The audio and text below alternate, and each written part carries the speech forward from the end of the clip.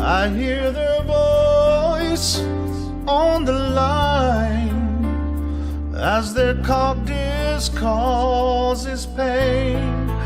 Even in perfect weather, we cannot see forever.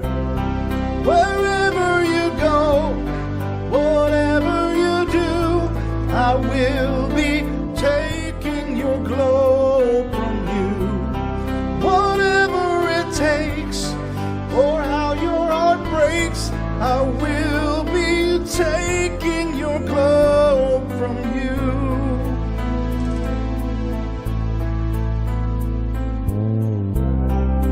Globe Earth was planted in your mind, and it must be removed somehow. I hear your laughter and I taste your tears, so let me through right now. Oh, can't you see it, Clover? I will flat smack you sober. Wherever you go, whatever you do, I will be taking your globe from you. Whatever it takes, or how your heart breaks, I will be taking your globe from you. I wonder how you can survive this globe dance, but in the end, if I reach you, I'll take the chance.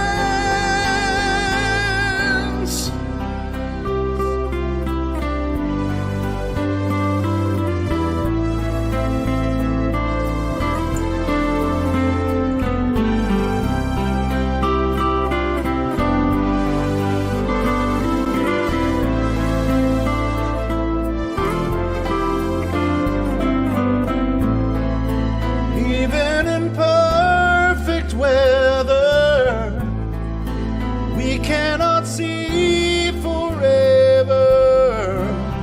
Wherever you go, whatever you do, I will be taking your globe from you.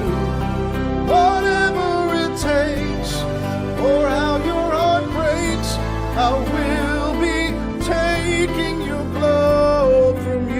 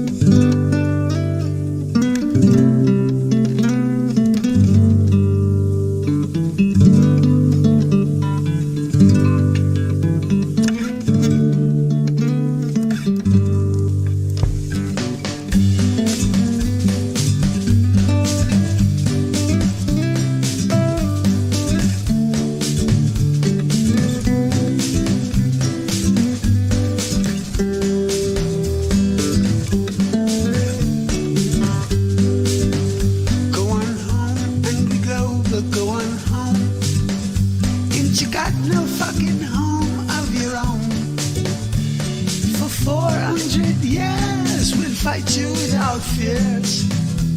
We'll fight you for 400 more. If you stay and you go, but if you stay, you will never be fly earth with what you say. So go on a ferry, the curve it has been buried, and piss off and leave us while you may.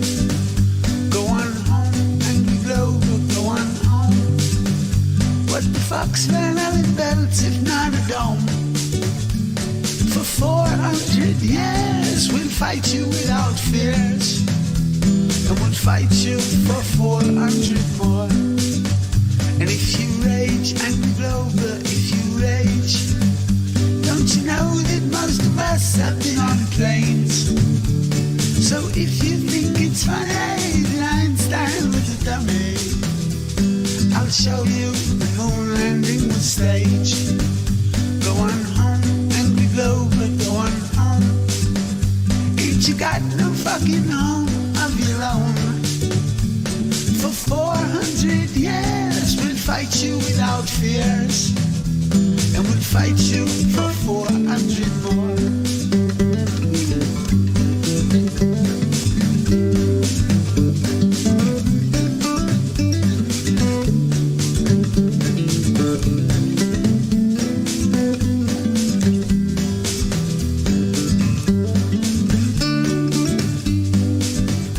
I'm not spinning, I'm not turning on an axis.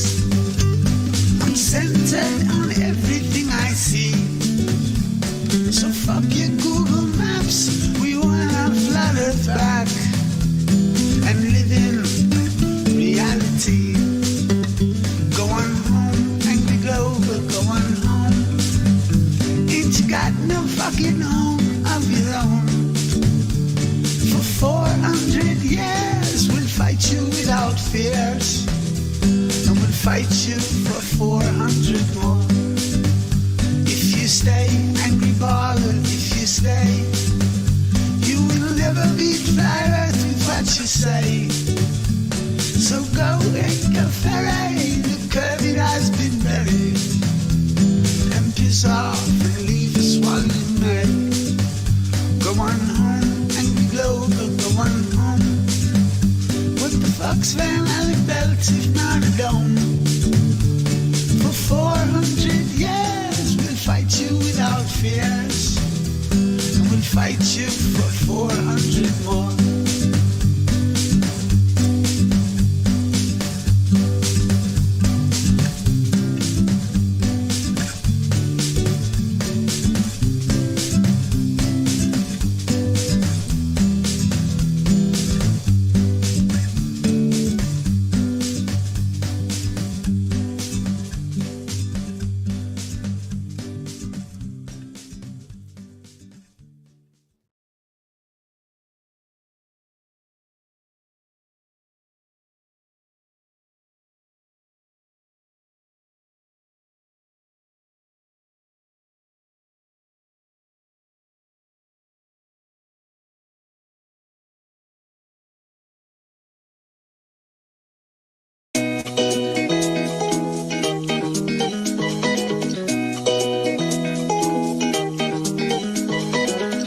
You know well what I've been through, living there without a view, asking why we missed our chance, and now I'm looking for something to get by, high and dry, everywhere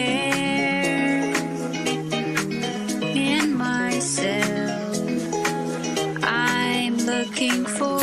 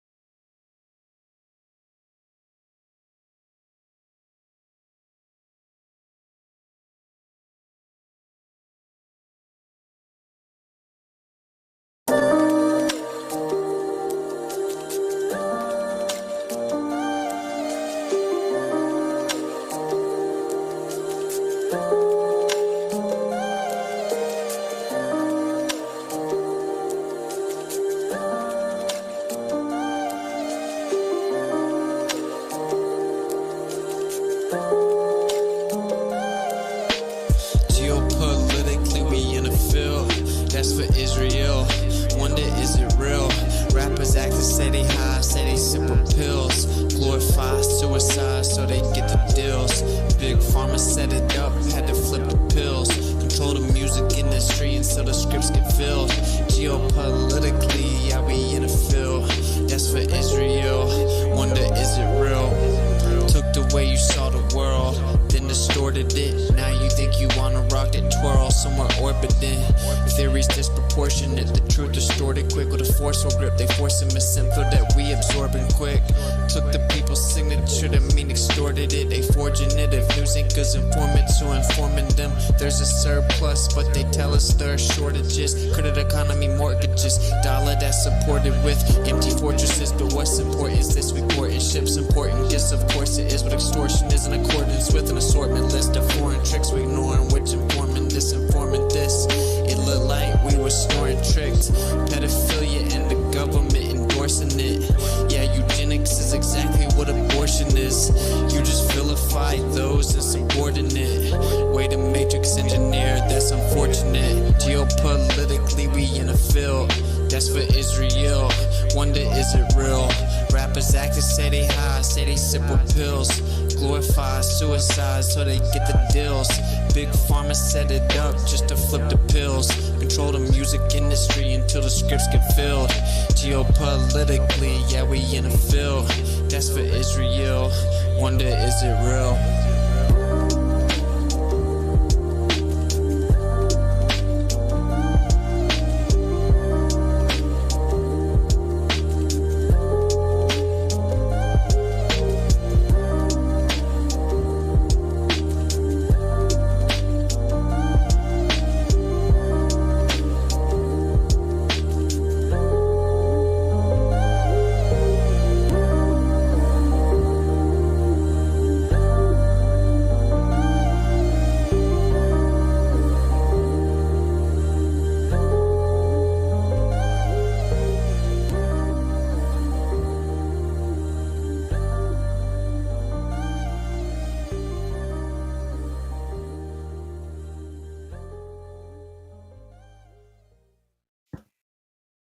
Howdy diddly diddly, everybody. Yo. What's poppin'? What's cracking? Same old. Flat Earth is winning. Still flat. Still flat as fuck. Yeah. What about you? Just chilling. Watching some YouTube, reading chat. See. Watching the newcomers trying to debate Globe or explain. I don't know. Earth is glob. Glob. You know what's funny? There's some KJs in the VC right now. Never ever heard KJ speak, but like they're always in here, lurking. Oh, she's a big lurker. No, she's spoken before, I believe. I was in here talking yesterday, so you missed it. Hello, KJ. Just want to say hello. I didn't know you were a Hello. girl. Yeah, sometimes people have got like girl avatars and they're actually just catfishes. Catfish. Awesome. So, are you a flat earther then, KJ? Yes. Okay. Care to expand, or are you rather not? I really don't know how I got into it. I think it was just a YouTube video a few years ago. Okay. It's quite difficult nowadays to get into flat Earth because so much of the information's controlled nonsense. Like you'll. I mean, I tried to look on YouTube only the other day for Eric Dubay History of Flat Earth, which is, you know, it's a video I enjoy. I don't necessarily think Eric Dubay is fully legit, but I do think that video is quite a nice listen. And you've got all of these silly debunk videos coming up ahead of him in the search. It's like, well, search for the debunk. I search for the original information. That's quite tough for the kind of newer flat earthers to even get into the subject at all. Right.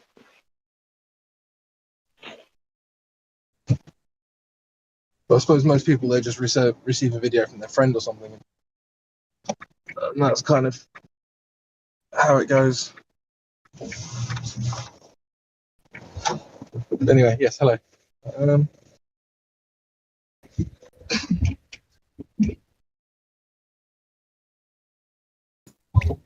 Any of the family members are flat earthers, or are you still trying to break it apart for them? Me or KJ? Oh, any. So my sister's pretty chill. Sorry, go on. You first. Oh, sorry. My dad is a flat earther. I talked to him about it, and he's on board. My brother's a flat earther, and my mom. Oh, that's awesome. Cool. Most of the family. Mm-hmm. Yeah, my family's a bit funny because my sister's a Christian, but she's like a proper Christian. She's not one of these. I find that when I talk to Christians, you get two types. You get cultural Christians, and you get Christians who actually follow the faith. She's definitely one that actually follows the faith.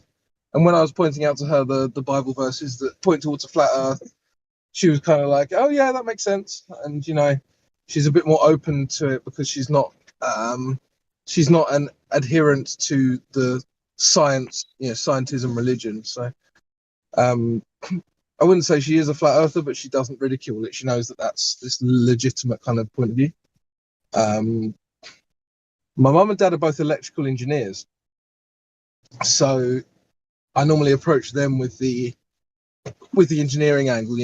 My dad's worked on a lot of very big airports, and so all I had to say to him was, have you ever had to factor in the curvature of Earth into runways or into the large scale buildings that you've helped design?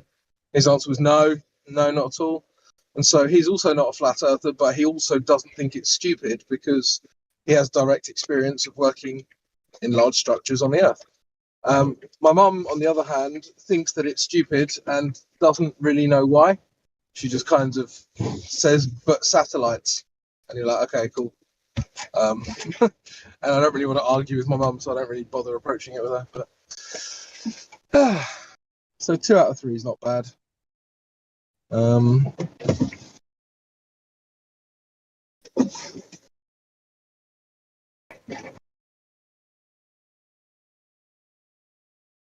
Also, I think, like, at a more fundamental level, you don't really want to fill your life with all these arguments. If you want to talk about these things, talk about them with like-minded people. If you want to debate it, you know where to go to debate. Just, it doesn't have to be an ever-present in your personal life, in my opinion. I know other people feel differently about that, but I don't know. Yeah, I agree. But there are some people who've made it their life, like Witz is a good example. He just kind of, if anyone doesn't know, the guy who just did the last song, I'm sure everyone knows who Witz is in here, but he's absolutely phenomenal debater, and he goes up and down the country, the US, kind of debating people, and that's cool as well if you choose that for yourself. Fair play to him. Not the choice I would make, but for sure, credit to him for being so brave and so persistent with it. For sure. So I used to be pretty open about it, but then I don't know, no one really cared and kind of became distant with me, so I just let it all slide. I kind of keep it private now, my flat earth.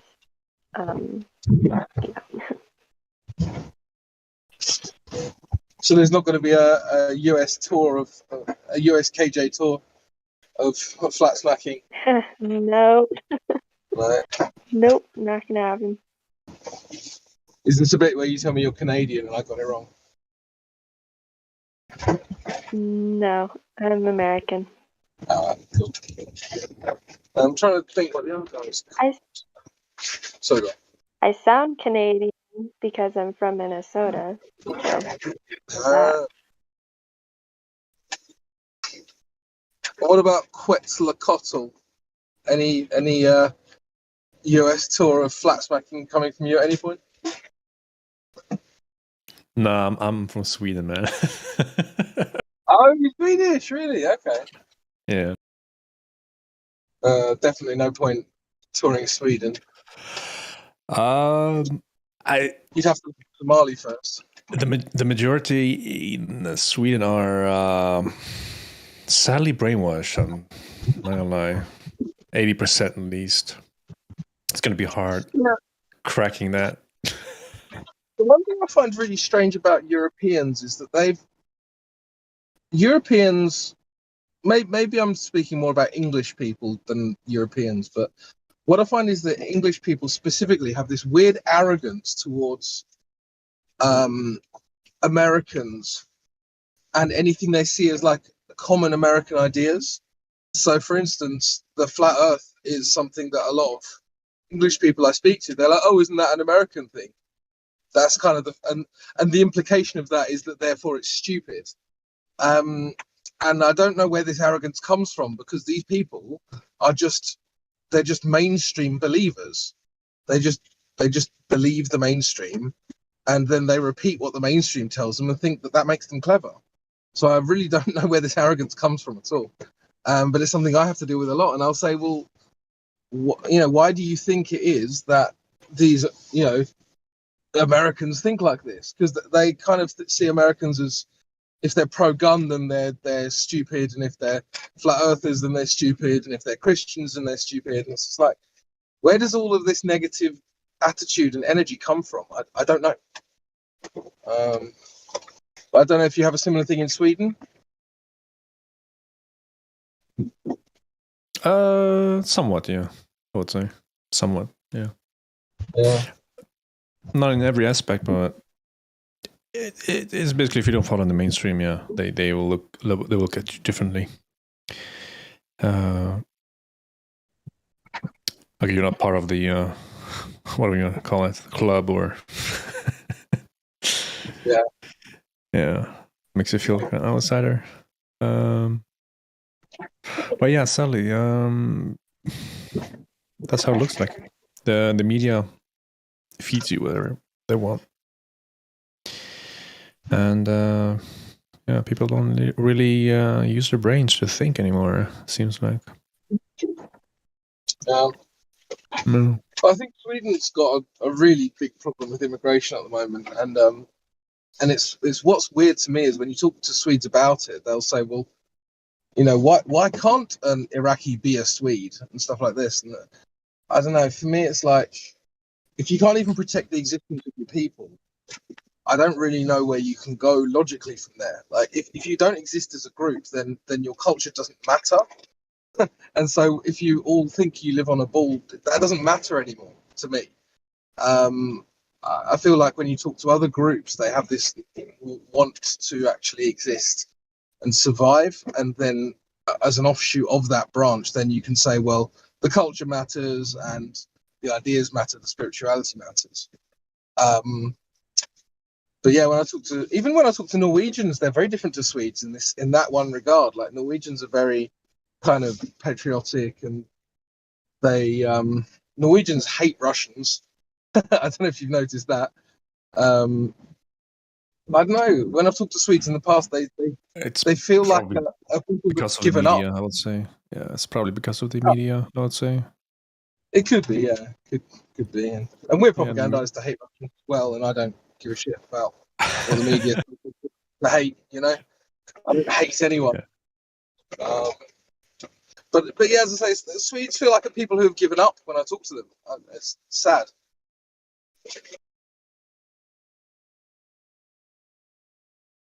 I don't know what you think about that. Maybe I've gone too far on it.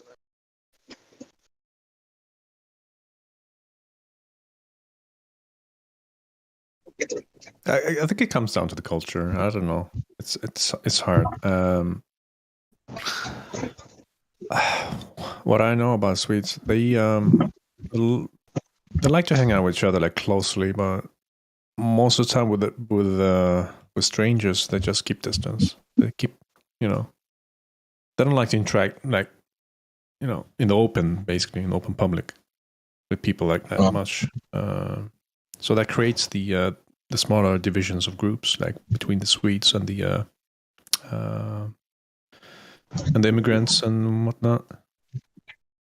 Like they're hanging out with themselves mostly. Their kind, whatever. But yeah.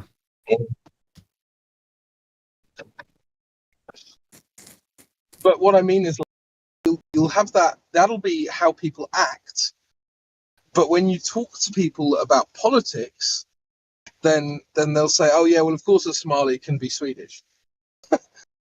And to me, that's fundamentally ludicrous idea. Like, it's like, oh, of course a tree can be a fish. Well, no, a tree's a tree, right?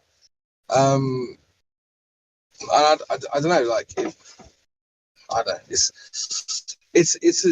I guess we're talking about identity now. We're not really talking about like your survival as a people comes before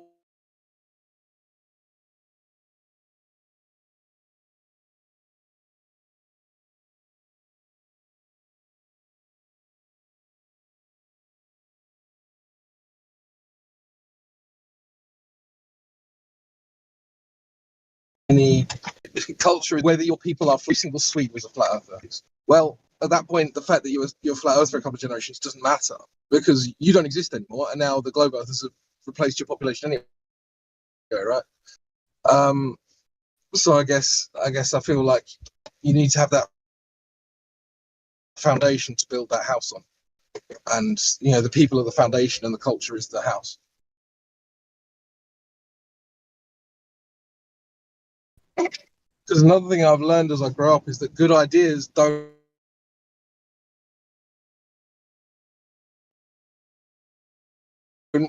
necessarily, you can't rely on good ideas being argued well winning.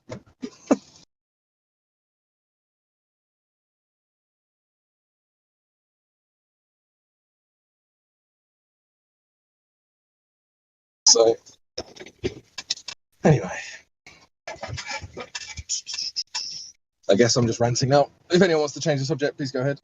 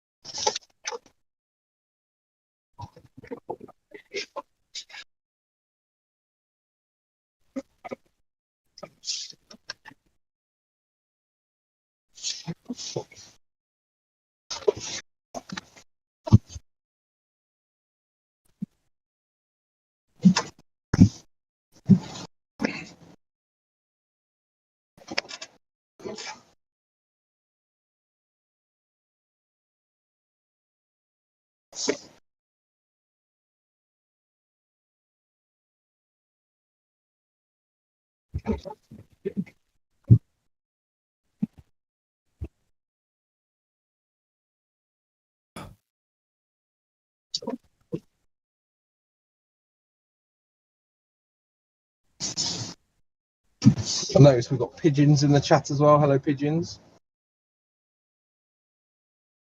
He's muted. God Rockin' popped in. Hello, God Rockin'. Yes. What's going on, God Rockin'?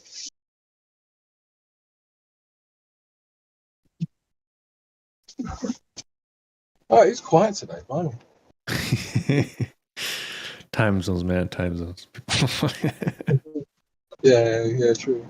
I suppose it's about 4:30 in Sweden, is it? 5:30. 5:30. I suppose where's Minnesota? Minnesota is northeast. Is it northeast? No, northwest, isn't it? So it's probably morning for KJ.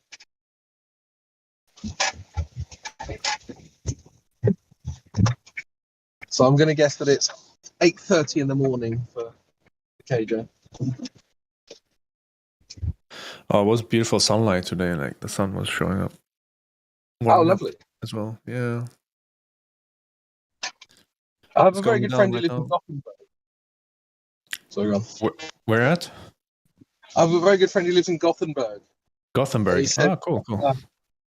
yeah, he says that it's nowhere near as rainy as England. He's English originally. Yeah. Says it's nowhere near as much rain as England, but you have very, very brutal winters. Not necessarily in terms of the cold, because he says it's not actually colder than London, which I found surprising. Yeah. But he said the days are just so dark. They're crazy, crazy dark during winter. Oh yeah. Yeah, same here. Probably. Yeah. Are you in the south or the north? Stockholm, main city. Stockholm. I don't know if that's south or north.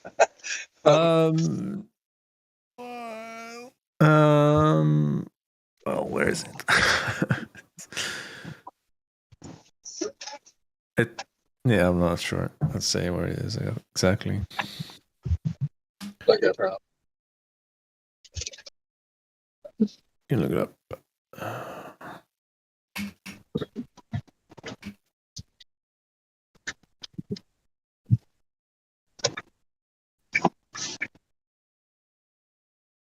East Coast.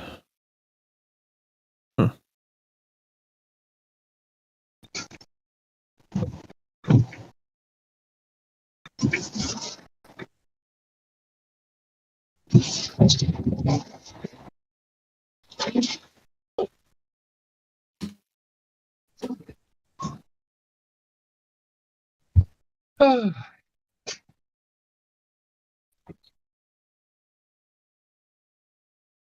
But yeah, the winters are brutal. It's usually like dark hours.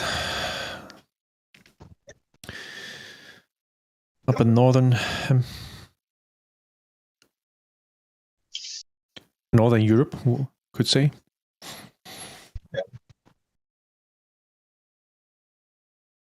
I mean, I can't even handle it this far north in England. I don't know how people do it in Scotland, Norway, Sweden, Finland. Like, no, I couldn't live in Finland.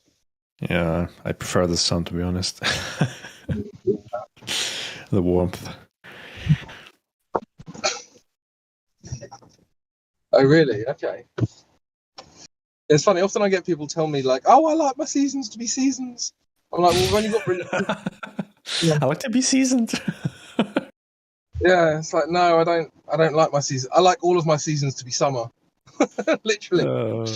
If I was in Dubai, I'd be happy as Larry. I'd be like, yes, sun every day. Sort me out. Happy days. Yeah. Can't do the fucking winter. Like I always like to say, in England we have two seasons. We have winter and August. Well, I don't know. You're known for rainy weather, basically, no? Isn't that what it's raining right now? It's always raining. But it's often cold rain. Like when I've been to South Africa, when it's rainy, it'll rain. It'll piss it down for about an hour, maybe 2 hours tops. Sometimes even less than an hour. But it always rains at the same time each day, about 4 o'clock in the afternoon, and it's always warm rain. So you're kind of walking in the rain, and it's not unpleasant at all. It's like, oh, I'm a bit wet, and then within half an hour you're going to be dry anyway because the temperature's so high. So it's not unpleasant. But in England, it's like if you get wet, because it's cold, you're staying wet, and you're going to be soggy all day. And it's just grim.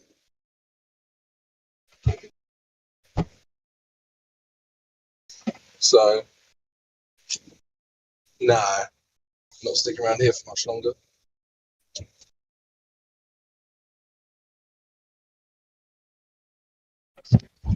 Right now. Oh, hey, Flatty.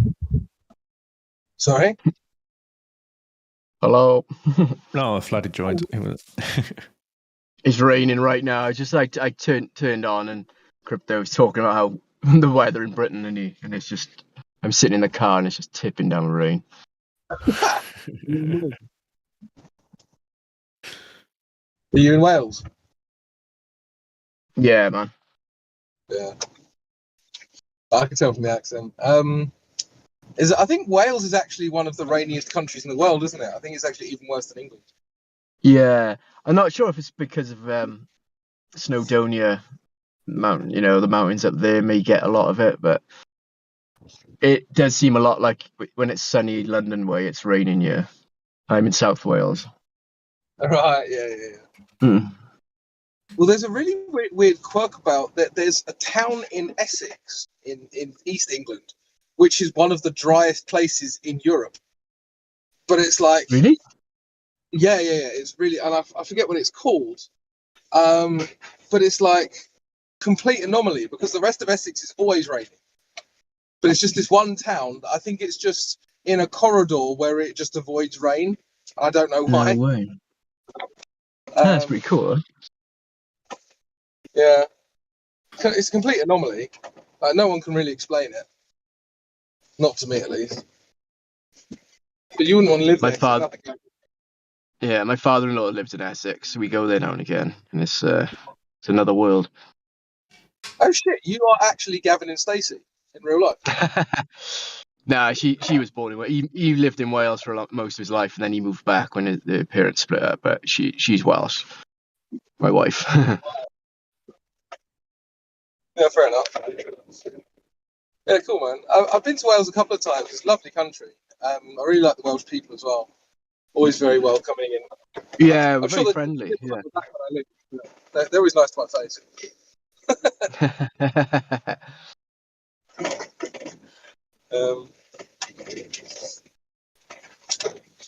I used to be very good friends with a couple of Welsh guys. We used to go to... It's a bit of a long story, but basically I used to play... do you know Warhammer? Yeah. Yeah, I used to play Warhammer to a pretty decent level, and we used to go to tournaments with a couple of Welsh guys, and we used to meet them up in Nottingham just to go to the tournaments. We met them at a tournament, and then we used to meet them every time at the tournaments and things, so it's a regular thing for us. And especially the father had the strongest Welsh accent I've ever heard in my life. I could barely understand what he was saying, and often I had to get the son to translate what the father was saying. They must have been North Welsh, because I think South Wales has got a slightly thinner accent. Yeah. It gets stronger if you go towards Carmarthen, if you go west. But South Wales in general is a bit, not, I'm going to say nothing-y, but thinner, yeah. Right, yeah. Oh, hang on, I'm going to jump off a sec. I'll catch you guys in a bit, man. Sorry.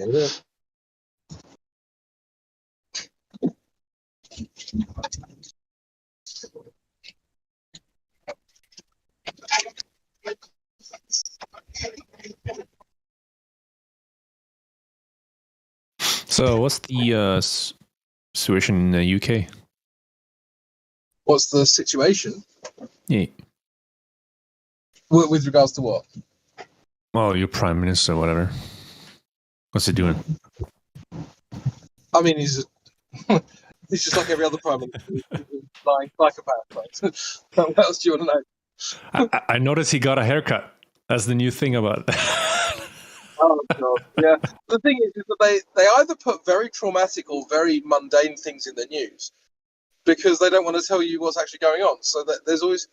I remember a couple of weeks ago, it was a massive news story in the UK that Kate Middleton was in a dress.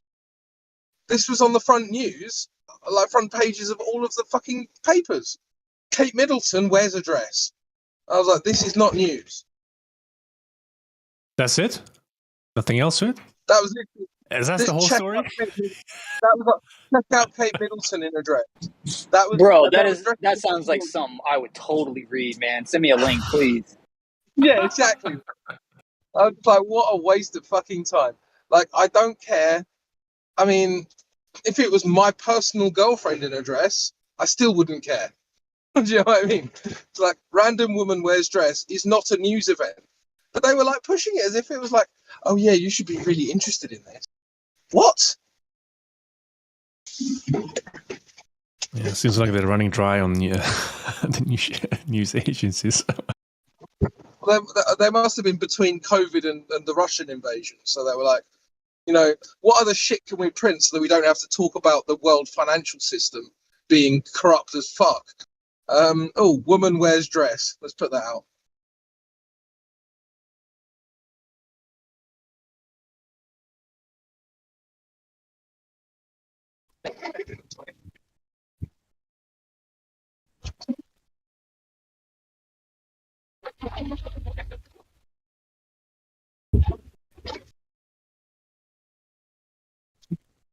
Right, I gotta hop off. I'll speak to you guys later.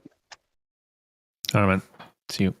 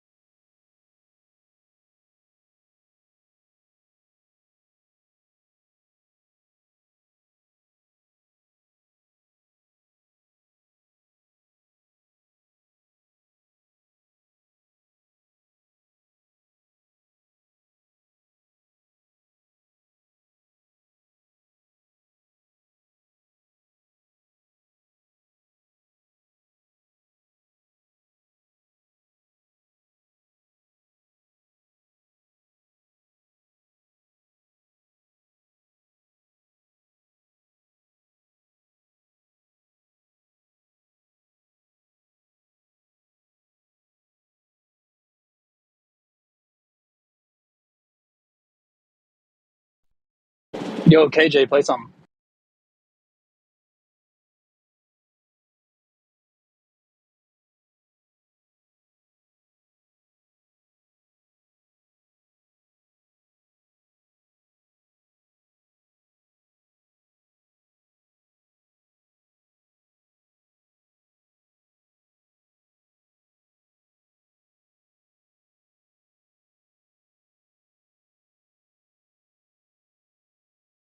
I know lots of things. Yeah.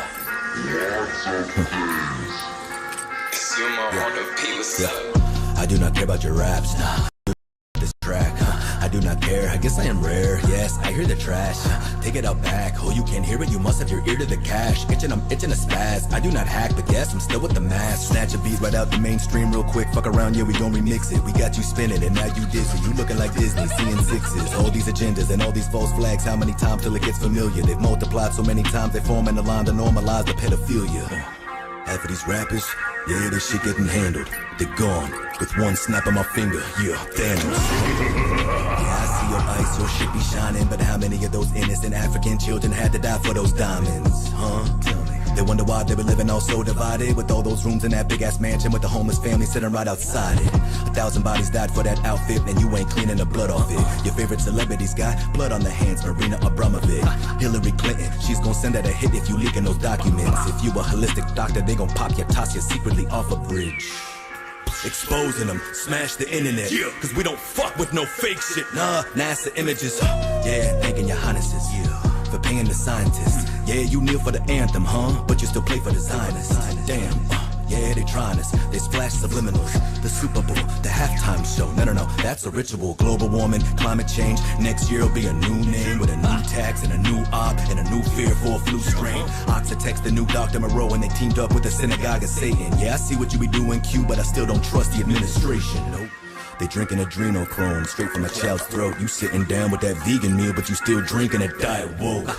Lady Liberty screaming, covered up in that black burqa. They looking at me like I'm the devil, but I don't see him though. Matt Murdock, all these dark occultists and globalists, the ones causing a mass murder. They try to swerve at me, throw the curve at me. So I had to flat earth them. Listen, boy, I don't care what you say and all the bullshit that he said, she said. All I care is about you waking up. If you don't, you gon' get her, him, you need that. Let the 5G spread, and you gon' see there's a bunch of pissed off and stressed Americans. Say hi to my friends, they're all domestic terrorists.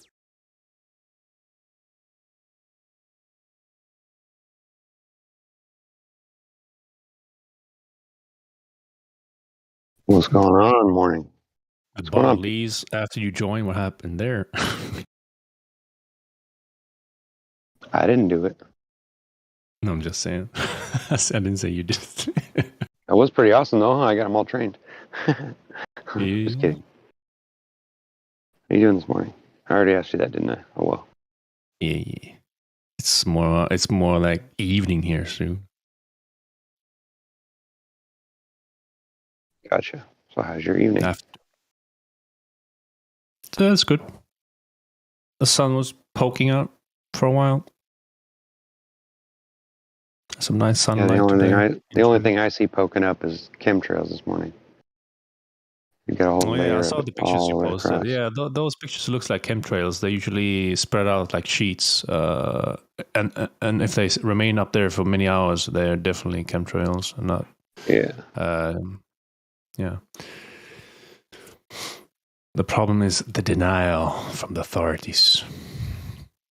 Pigeons. Do I know pigeons? Hi, pigeons.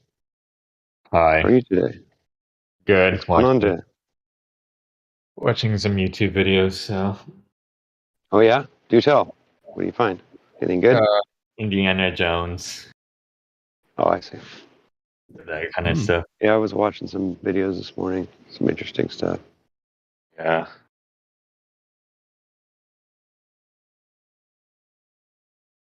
So what's on your mind today? What was that? What's on your mind? Not much, doing work and everything, writing paper, so. Right. What do you do for a living, if I might ask? You do teacher or something? No. A light show designer, so I work for concerts and festivals. Oh, so that sounds like fun. That, so. Right on. Cool. Doing that. So. Yeah, nothing too exciting. So just programming and all that. So. Right on. Interesting. Yeah. How long have you been coming in here? Quite a long time. Yeah, I was here. The first Discord before it got taken down by one of the staff, and then I joined a little bit, and then took a long break from Discord. Forgot the password, so I had to make a new account. So. Yeah, I think we talked yesterday at some point. Maybe your voice sounds familiar.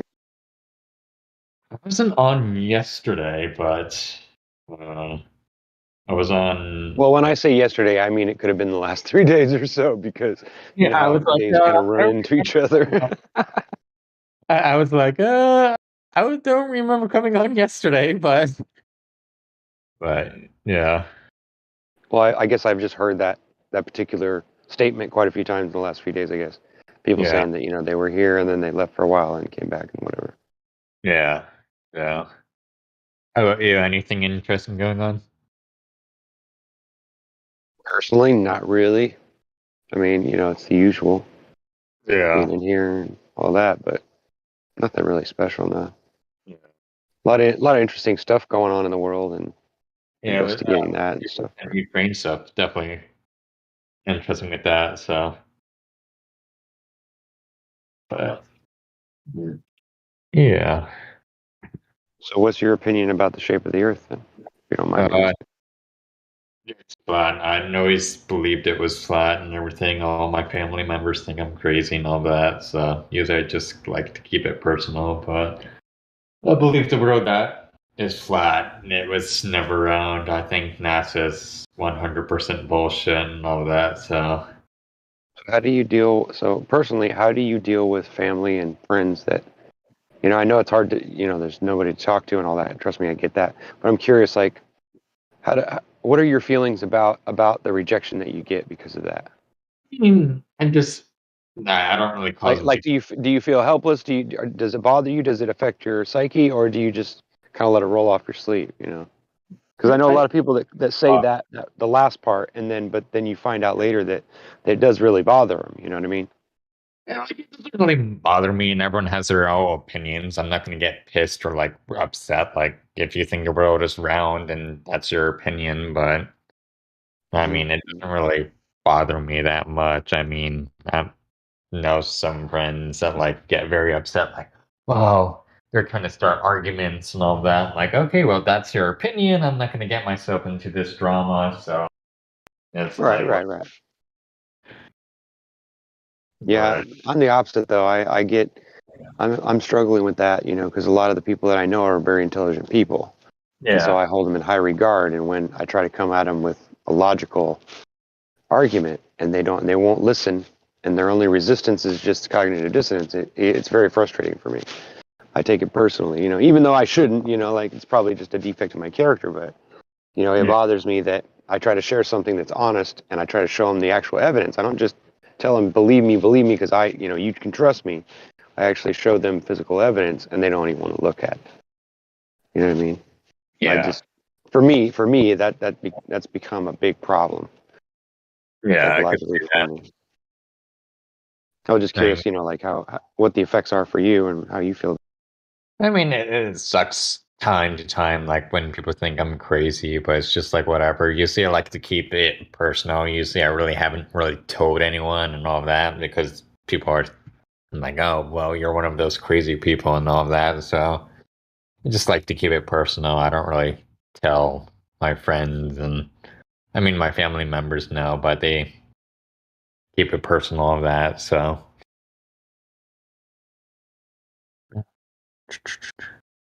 Yeah, I hear you. I guess your situation is like slightly different than mine, I guess, but Yeah. that's good. You know how it is. So what do you so when you do share with people, how do you bring it into a conversation? You obviously don't say flat Earth, right? You don't just start saying, "Oh, I believe there's flat." Well, no, yeah, I just say like, well, like usually they ask me and like what's your opinion on Earth and everything? Like, do you believe it that science? Like, do you believe in NASA and do you believe all of that? And I'm just like, well, NASA's been doing a lot of shady stuff behind the scenes, and they've been tricking a lot of people, and they like how so. And I say with the ISS, they're showing the Earth, and you know how it most people think it's round and everything, and I'm like, and they said yeah, and I said explained like, well, I think that's fake footage. They don't want us to know what the Earth really looks like, and I believe it's flat and everything and all of that. So, Right. yeah. Sorry if I sound distracted. I'm just emailing. No, it's okay. I mean, I put you on the spot. I apologize. You probably weren't expecting me to question you, but I'm just trying to fill in the gap, you know, so we get somebody new person or something. But new person join. Sounds like you've been around. Yeah. No, I've heard a lot of friends with a lot of mods and everything, so it's good to be back. So, right on. Yeah. I'm glad to have you back, bro. Thank you. Welcome. What's up, Flatty, Napalm? What's everybody doing today? Good, bro. Good. How are you? Oh, I was gonna say, As you can see, I'm doing quite well. Good, man. Just working. I'm sorry, Pigeons. Go ahead. What were you saying? No, I was gonna say, like, it's weird that 95% of people just mute their mics and not talk. But hey, I guess some people work and everything, or maybe use it for background noise or whatever. Yeah, I think a lot of the people that are in here all day long, the names Yeah. are always on the list. I think that's probably the case. They're just observing for whatever they're doing, or they've got it in their ear. Yeah, I know. Sometimes I wonder. It's like, oh, there's 15 people in here, but nobody wants to talk. It's like, where is everybody at? Yeah. Yeah, Yeah, sometimes I'm talking to my wife and not listening to a word she's saying because I'm listening to you guys in one ear with headphones in. Same. No, I'm in here often, but yeah, it's to me most of the time it's background noise while I'm working. Some people listen to the radio, some people listen to podcasts. I listen to people chit chat on here. Chime in sometimes too.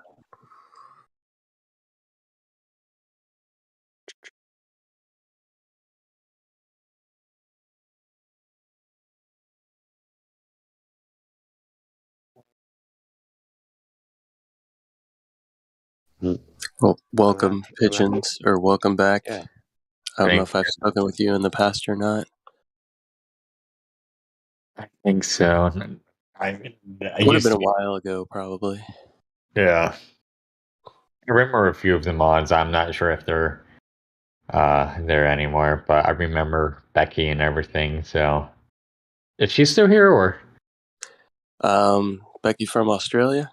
Yeah. Yeah, she comes in every now and again. She's not here all the time, but she comes in every now and again. Yeah. Becky and all that. So.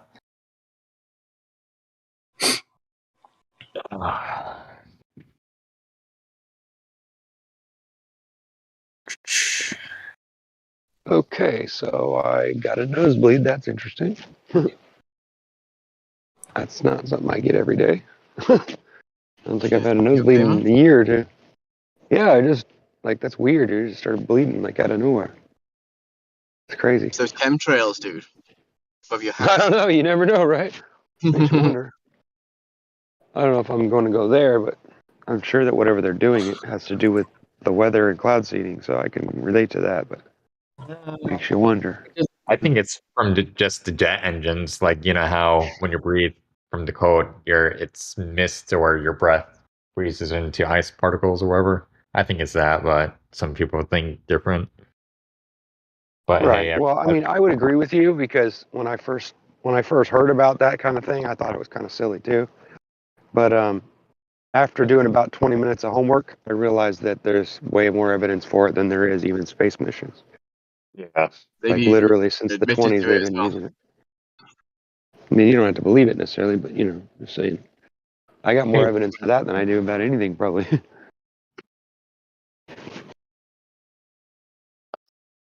But yeah, I don't know if it causes nosebleeds, but whatever it is, it's not. I'm sure it's not good for whatever human beings or animals are down here on the ground.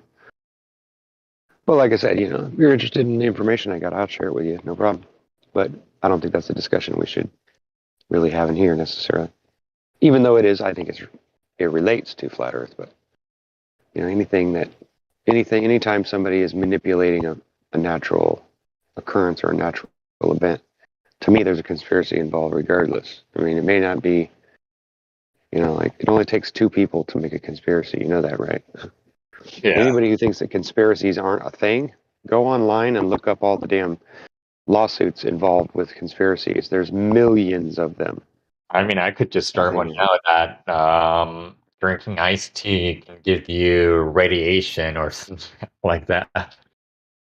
Or drinking. I don't know about all that, but I mean, I think what happens is, you have someone that brings up an idea or brings up a philosophy or a thought or whatever, an idea, and they find some evidence for it. And then you've got people that aren't so mentally there, and they take that information and they spin it, and they look for all these things that might seem like they're related to it, but they really don't have anything to do with it. They're just how that person's mind fills in the gaps of not knowing how all the rest of it works. Now they know that there's something different, something wrong, but they haven't really filled in that space in their mind with the information that they're reaching for it, and they kind of grab the wrong thing. Like that's a human nature thing. Yeah. Like I don't fault somebody because they come in and they have an argument and it feels right to them. You know what I mean? Like I understand where they're coming from because I've been there. You know what I'm saying? I've been on the back side of all of arguments, and sometimes you find yourself on the wrong side of an argument. You don't realize how it happened, but somehow you get pulled in. So I can relate to how easy it is for someone who's good at manipulating the mind or understands how our mind works, how they can trick you and talk in circles and make you end up keeping you from actually telling anybody anything. You know what I mean? Yeah. And that's what we want, of course. Of course, I think the best way to grasp, a conspiracy in general is to first show the evidence for whether it can be done or not. Like let's say somebody thinks that a bank is stealing money from somebody, okay? Well, they can bring along some evidence or some experience of their own that shows this is why I think that, right? And then other people get involved and they start doing research. Next thing you know, they find something else.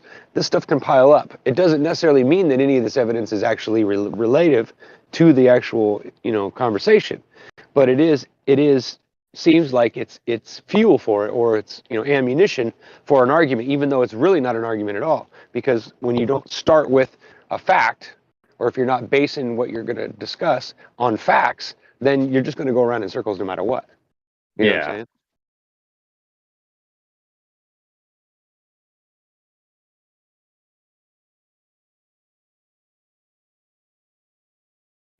So Jimmy V,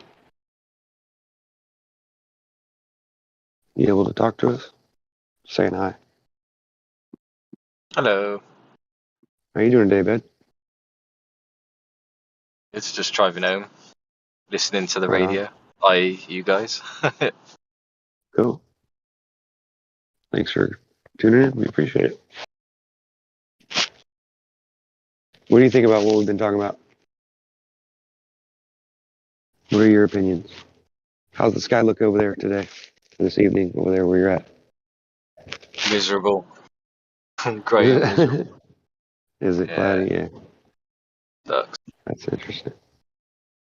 No, I think I only caught the last bit of your conversation, to be honest. Yeah, we weren't really talking about anything. We was kind of trying to relate the stuff we were talking to a flat Earth. It's just out of trouble, I mean, I've got a really good video of a chemtrail on my phone. I got one that I just took this morning. They were spraying the skies. I was like, I'm definitely going to record this, and the plane switched it off, and then switched it on again. I couldn't believe I got it on video. I got to edit the video though, because it's got my company's logo all in it. So I should really spend some time and edit that out, because it is great. I've got a 30-minute video on my YouTube. I'm not even going to post it, but I've got one where I'm sitting in my backyard, and for about 30 minutes, I show you in the sky, and I tell you what's about to happen above my head, and it actually happens. So, I mean, you could say that I just got lucky and guessed it, but to me, that's manifesting some reality, right? Somebody can sit there underneath the clouds and sit there and go, okay, this is what's going to happen up there. And then when you see it happen, you're like, well, wait a minute.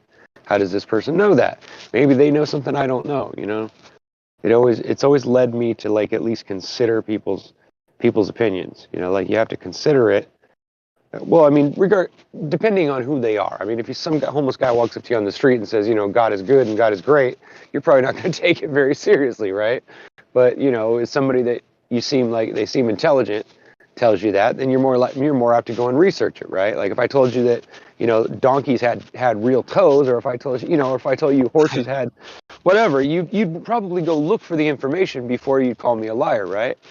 But when we bring up flat Earth, it's like suddenly everybody, it's like an attitude of, well, we don't even want to talk about this. This is ridiculous.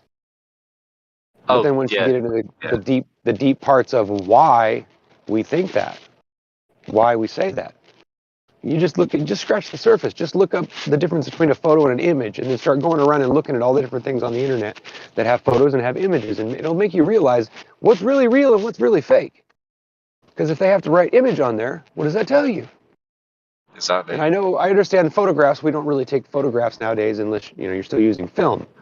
But it's taking a photo, it's taking a picture or a rendition of what you see with your eyes and putting it into a hard copy of it so that you have reference to it, right? That's what a photograph is. An image, on the other hand, has nothing to do with taking a photograph. An image is just a rendition, an artist's rendition of what they saw. So if I take a photograph of a ball Earth in space, let's say, even though we know that's not really true, and I draw it, right, and paint it, it's considered an image. It's not an actual photo, right? But people don't understand these terms. They don't understand that words mean stuff. They're very important when describing. And the words that people like NASA and government officials use are very, very legalese type of words. That way they can argue their point in court. If you try to accuse them of saying this, this, and that, they can say, well, we obviously told you right out here. It's right out in the open. We didn't lie to you. You're just not smart enough to figure it out. See what I'm saying? And that's how they win in court. That's how they get away with it, because we just don't know. So for me, it's like spreading the truth about all of that is big important when it comes to flat Earth. Because if you can't nail down what's real and what's true and what reality really is, then we're lost. We're hopeless. Once we go to the point where people can't tell the difference, we're done. And I don't think people realize how important that is and how we need to fight it at all costs. And it's weird how we're all in this kind of dissonance where we kind of believe in some of this stuff, but we're not really willing to spend the time to look into it to see that it's real and give us that passion to want to stop it, right? Yeah, the language is key. One thing I've learned on this subject is, because it spills onto lots of other topics, is language. The written word is very key, like you said. Yeah, good point. Well, for instance, if I just type in my Google search bar, photographs of the Earth from space, why is it that when you get that answer, why does it say images immediately? Why does it disambiguate? Why does it change the word from photograph to images? Because there are no photographs of the Earth. That's why. So they have to call them images. Legally, they have to do that. See how you can figure out when they're lying? Just by how they use the words. It is fascinating how you can learn a whole lot from just paying attention to things. Yeah. Sadly, the same with satellites as well. They turn into images. Well, we all know that they've got something flying over the top of the Earth and taking pictures of it. That's not an argument, right? We all know that happens. But where they're actually at when they take these pictures is a whole nother argument, right? Or how they get the photographs. All they need is a plane. I mean, as many planes as fly back and forth across the United States or wherever they want a picture of. I'm sure that they could probably get mostly pictures of whatever they needed, right? Just by putting cameras on the bottom of the plane and constantly recording, right? And just down and uploading it. That makes more sense. Why go to all the trouble of putting satellites in space if you don't need to? It just doesn't seem logical. Yeah. Unless you're just trying to make something where you can just make lots of money off of it, and then use hot air balloons or weather balloons to do all your work, and of course you make all these extra bills for nothing. Yep.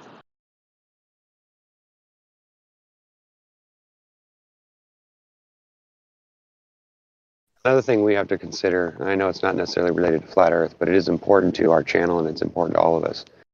This censoring thing that they're doing, just think to yourself, why would the government or any whatever agency you want to target, why would they spend all the money that they're spending on censoring flat Earth, censoring 9/11, censoring all these topics?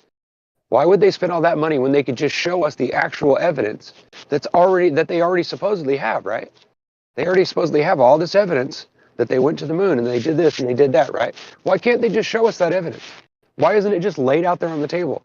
Just like if you ask why I believe in God, I would lay it out to you. I would give you one-on-one personal experience of how the stuff in that Bible actually happened in my life and why I believe it's true and why I support what it says. Right? I've got evidence for it. But if you ask me, what evidence I have for seeing a pig fly across the sky, I can't really bring you anything because I don't have any evidence. All I've got is my vision that I saw something, right? See what I'm saying? There's a big difference between just an argument and something you saw and something you can physically, tangibly touch and feel and use and experiment with, right? And you can't experiment with invisible things like gravity or density. It doesn't work. There's only so much you can do when it comes to scientific explanation when it comes to that, right? And then there's also things about science where we do have to kind of like go out on a limb because there's things in science that we would never have learned about if we hadn't have at least thrown it out there, right? And tested it. Like hypothesis is important, but if it's not tested under an experimental scientific method, it's worthless, right? It's just hearsay. It's like if I'm walking down the street and I see two people standing there arguing and one guy swings on the other one, of course, that's all I saw, but I don't know what happened before I walked up, right? So for all I know, that guy got punched 3 times before he finally swung back, right? But I don't know these things.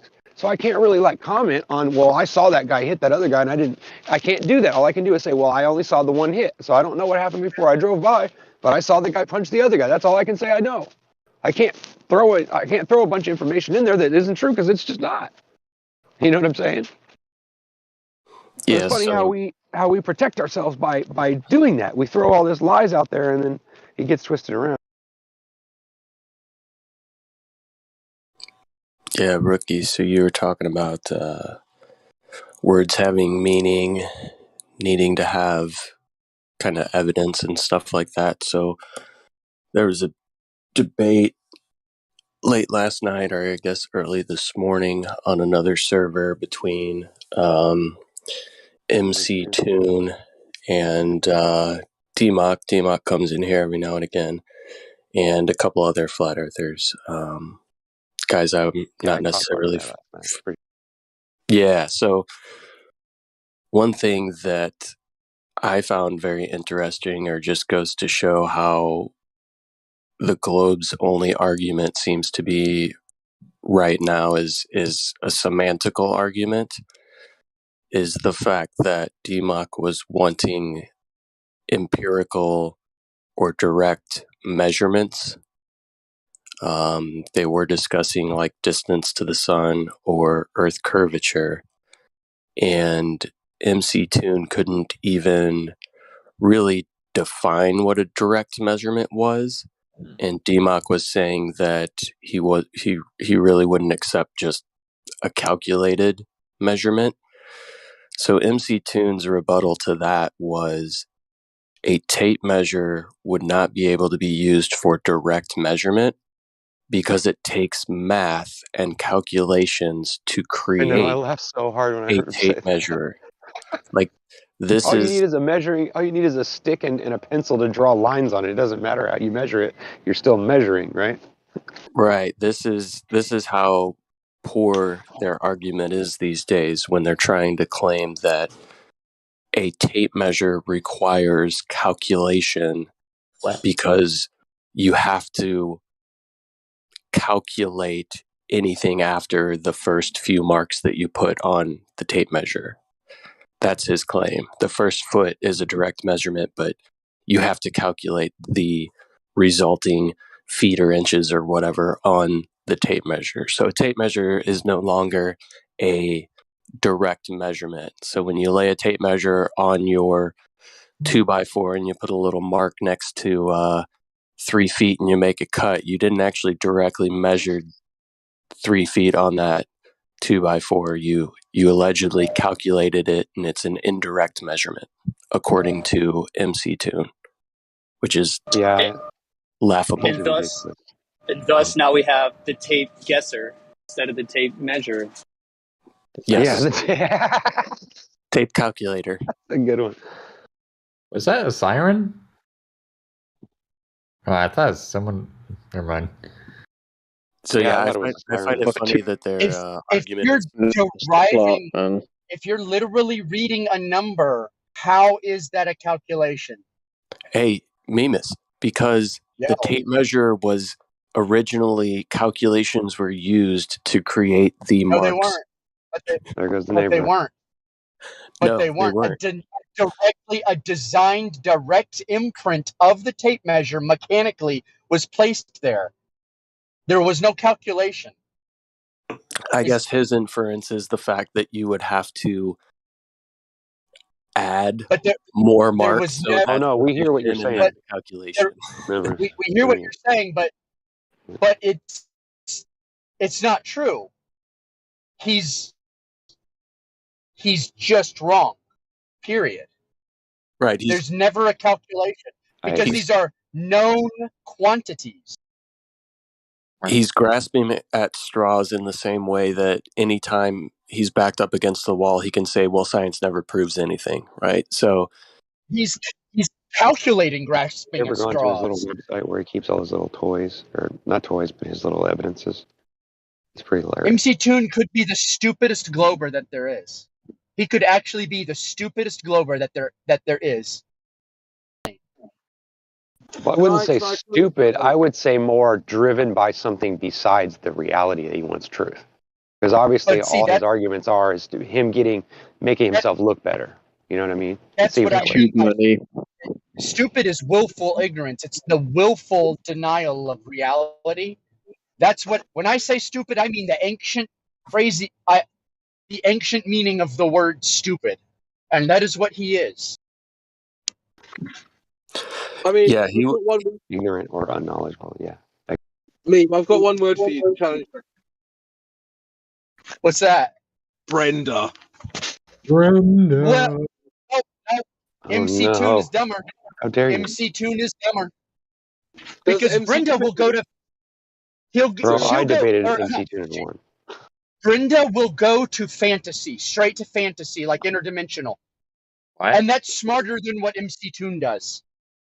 Okay. Right? But at least MC Toon is aware that he's a man. Maybe that's true. That's true. Lady boots. Yeah, Toon was back up against the wall multiple times last night, one of which was his claim that... I'm sorry, I didn't mean to be rude.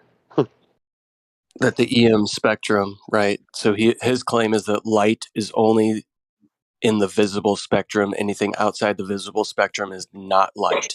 He's claiming that photons are light, but not all photons are light.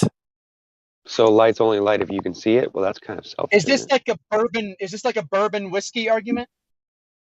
Pretty much. I don't know. It sounds like a 100 proof argument to me. All bourbon is whiskey, but not all whiskey is bourbon. That's pretty much what he's saying. Because to be bourbon, it has to be made in Kentucky.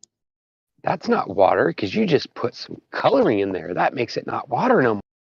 So yeah, all of his arguments within this debate, for the most part last night, were semantical arguments. He had no real ground to stand on. And as usual, he's quick to cite things, but of course it's everything from his blog. Like, hey, go to my website. Here's all my citations, which are from my blog site. What a maroon! Have you guys ever seen a film called Mystery Men? It came out in about 2000. Oh God, I saw it so long ago. I don't even remember it. So long ago. Well, they've all got really stupid superpowers. And one of the guys has got a superpower where he can turn invisible, but only when no one's looking. That's right. Yes. That's funny. That's what that sounds like. Yeah, it does. MC Toon has the power of stupidity. That's a superpower. I actually went on his site and read his information, and I read almost all of it, and not one thing in there did it actually relate to the shape of the Earth. It was all just conjecture. I was like, bro, I don't get it. Where do you come up with this stuff? And you know what's happened? You're stupider now. Yeah, because all that information that you read and went over, it just clouds your mind more. It doesn't really help you. Yeah, and so what's happened is you've lost IQ points, and you no longer qualify to debate because you went to MC Toon's site. You know, that would be an interesting thing to have someone analyze that whole situation about the psychological part of it and show demonstrations of how people go into certain kinds of dissonance and all that. I think it would be very, very interesting to have a demonstration of that was flat Earth, on the side of flat Earth, throwing all the information there. I think it would be interesting in looking at it, at the, just the different things involved and how your mind, how your mind does what it does and why. You know what I'm saying? So you could see it kind of out. Yeah, for sure. I mean, I know it's hard to believe, right? It's hard to believe that someone could just make suggestions to you in the passing, right? And eventually it will collect in your mind and you'll start to believe it. You don't realize how true that really is, bro. It's fascinating and scary how easy it is to convince people of something with a very short, small amount of information. They see it on the news 3 or 4 times. They hear these comments. They hear these people saying these things over and over and over. It starts to sink in that it must be true. Everybody's saying it, right? That's a trick of your mind. Well, the Russia-Ukraine thing, for example, like, has anyone here been to the Ukraine to verify if any of that shit's even happening? I haven't. I haven't. And I've looked at a lot of the videos, and I'm not convinced that they're even real. That's what bothers me. Well, no, I mean, I'm not saying that I therefore think it's not happening, but it is true that no one has verified it, so they can therefore tell you whatever the fuck they want, and our choice is either to believe them or to not believe them. You're right, absolutely right. And since we can't really trust the people who give us the news, because they're always going to give it to somebody else before they give it to us, it's kind of like, it's kind of defeats the whole idea of being able to know anything. And that should bother you. Yeah, for sure. I mean, think about it. I don't know. I'm trying to think of a really good, demonstration of how that can go really wicked bad. Yeah, I should sit down and write down some stuff.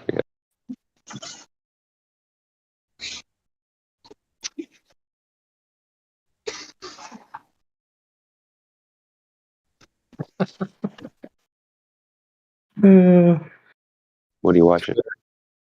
No, Twitter drama. Love it.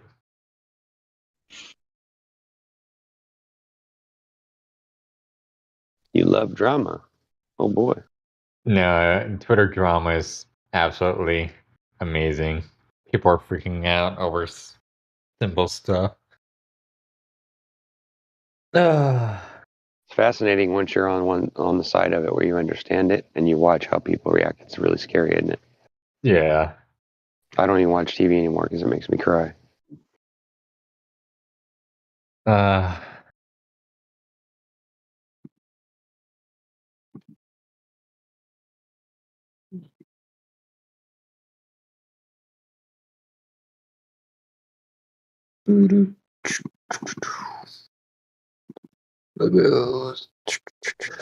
did that combo just go flat or what? What? Okay, obviously that's not as interesting a subject as I thought it would be. My bad. Thinking about building a vacuum chamber of some kind. And I'm thinking that I could build the vacuum instead of pumping it like, with a refrigerator pump or something. I'm thinking that I might use water, in a tube, and use like the density of water to pull the vacuum. See if I can get a strong one and then test what happens, if you can get a big enough vacuum to actually affect things like, inflated tires and things like that. So we can actually see at least get an idea of what it would be like, right? Yeah. So we could kind of like prove out whether or not things that we're being told are even true, right? Like a bucket bong.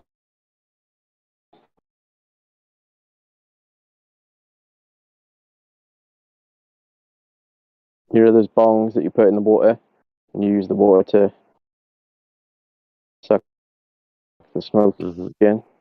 Right. I know what a water bong is, sure. No. That's what I thought of them when you said making a vacuum out of water, using water, rather. Well, I mean, using water to actually pull the vacuum, to provide the suction or whatever you want to call it. Yeah, I know.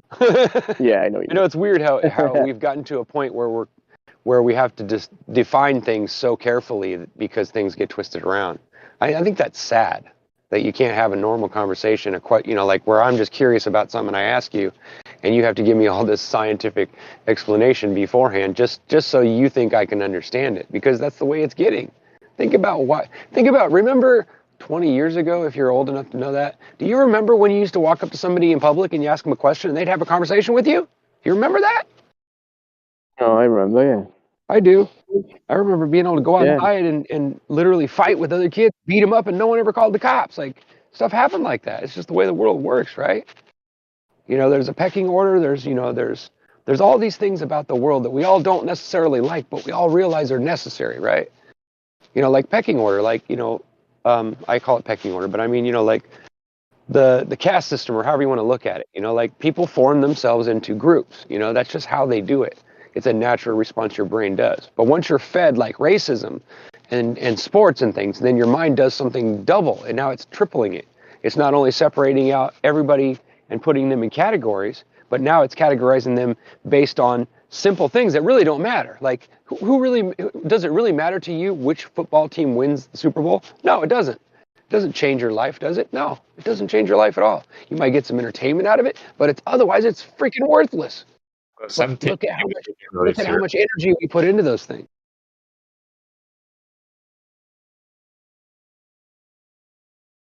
Sorry, I didn't mean to cut you off. What were you gonna?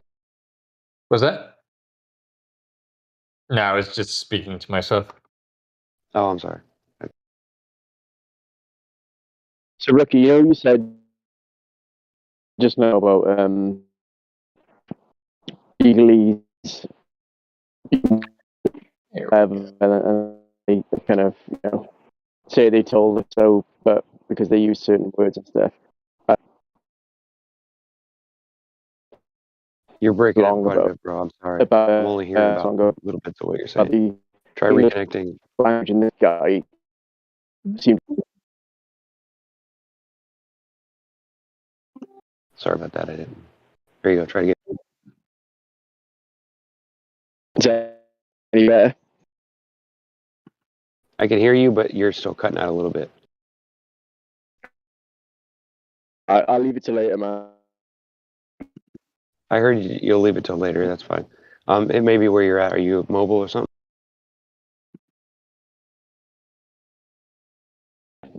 On the walk, on the move. Yeah, I figured. You're just cut. I mean, you were going there for a minute. I could hear everything you said, and then, like, suddenly I couldn't hear anything. It was kind of. Yeah, no worries, man. Now I can hear you. You want to say it real?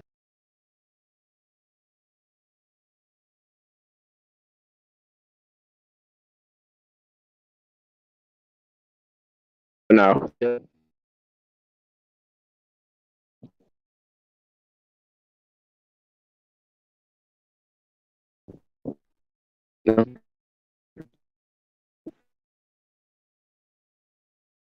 No, we're not hearing nothing you're saying, bro. I'm sorry.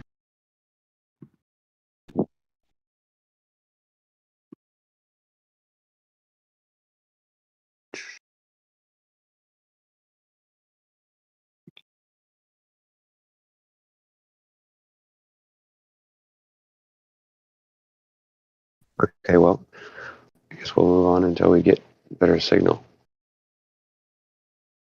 What's up, Nathan? Just noticed you came in. How you doing, bro?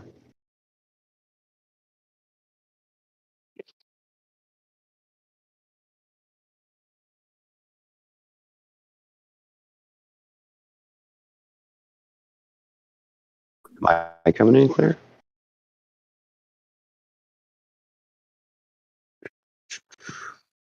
I'll be right back, Fury.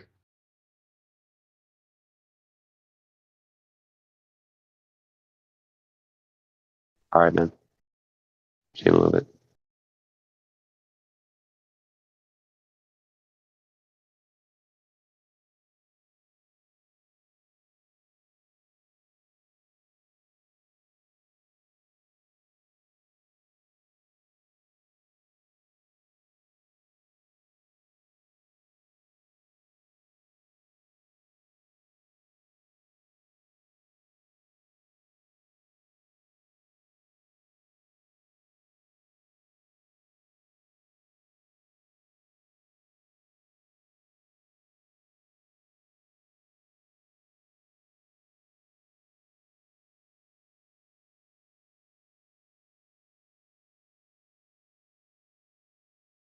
Yeah, some of the comments that people make, in trying to defend their beliefs, is funny. What slips out. Yeah, well, I heard him say something about, well, I don't care about direct measurements. They're not important. I'm not concerned about evidence. Evidence isn't important to me. At that point, I said, okay, I'm leaving the chat, bro. This is ridiculous. He just admitted that he doesn't care about the evidence. He cares about his argument and about him twisting it around to make it sound like it is evidence. And he pretty much admitted it, like at that last part of that debate. I thought it was quite funny. And then he went into cogdis, you could tell, because then it was all about, well, you're not going anywhere, mister. It was like his total attitude. It was like all ego, you could tell. He went from like trying to like seriously take it seriously in debate to he realized he lost and he started doing that, that pushy, like, oh, well, you're just doing that because of this and that. And you're just, just trying to attack his person.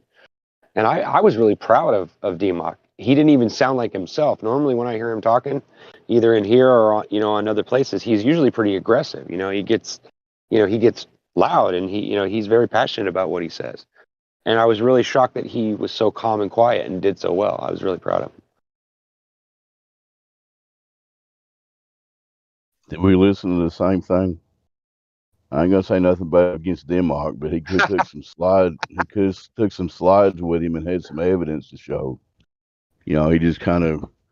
I only listened to the first 15 minutes, and Denmark started cussing at him before and McToon was playing the cool thing to make part. Denmark look bad. So that's what I saw. I'm sorry, but I just got one thing to say. If you insist on engaging with clowns like McToon, which going in, all he's going to do is be sophist and clown you, or try his best to find some weakness. It's like he's trying to grab the low-hanging fruit off the flat earth tree. I'm not putting Denmark down, right? But Denmark could have had 4 or 5 citations of QE, for example. Take at least 10 slides with you to show McToon. Ask him about the words of horizon is, which horizon he's talking about. If you're going to go, take some ammunition with you is all I'm saying. I'll shut up. Oh, I completely agree. Like I said, I only caught just the part at the end of it. And I guess it was after some of that yelling and whatever was getting done. If I didn't see it all, I probably, like I said, that's why I said I didn't see the whole thing. But I was just surprised. Thanks to McToon, we spent the first 10 minutes I listened to arguing about math on a tape measure instead of making McToon lack of direct curvature measurements in reality. Need to hammer that point, represent it. Anyway, I'll shut up. You're absolutely right. I don't disagree with anything you said.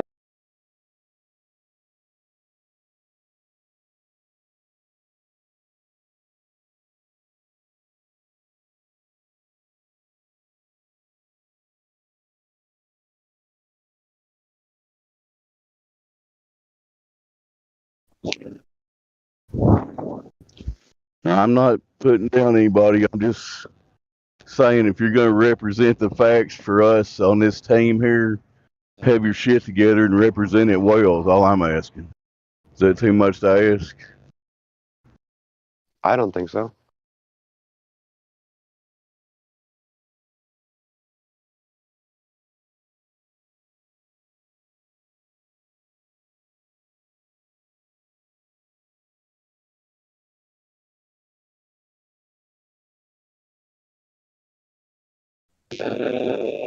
Anyway, change the subject. What were you talking about?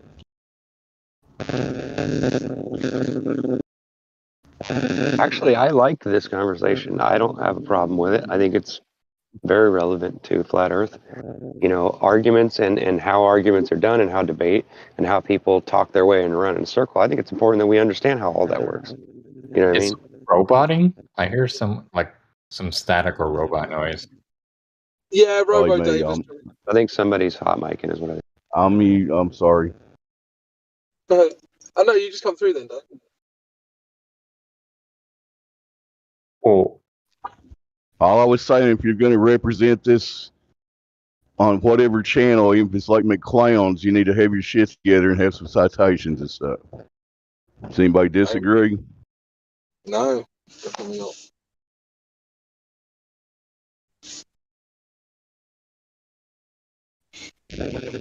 My first point of advice would be not even to engage with people like McClown, but I'm not going to tell anybody what to do.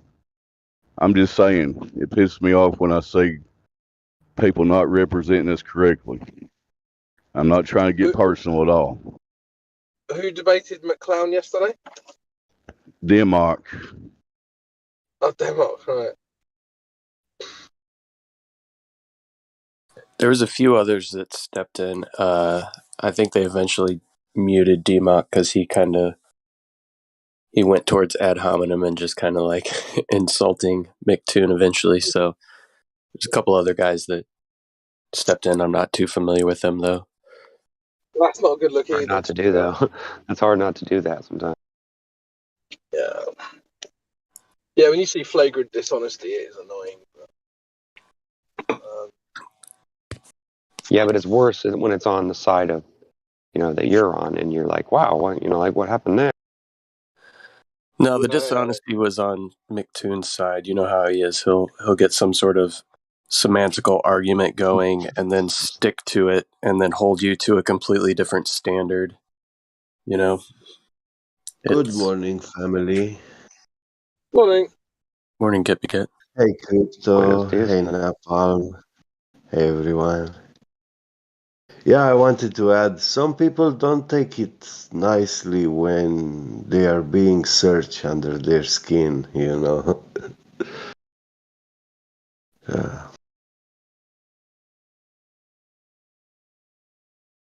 Yeah, this It's a really weird funny debate thing. yesterday. Sorry, go on. You go ahead. I just heard this about Dimok and I didn't know. I don't know what really happened, actually.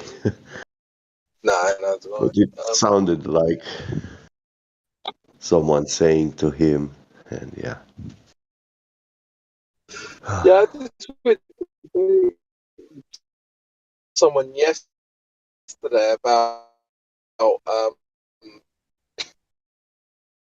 have created himself, and then I don't even necessarily believe that, but it's an idea. And then the other person was saying, well, no, that's a law of identity violation. I was like, yeah. And then I said, well, that's true within the human logical framework, but there's nothing to say that human logic is the pinnacle of truth. Right? You're roboting really bad, bro. Sorry. Oh, such a shame.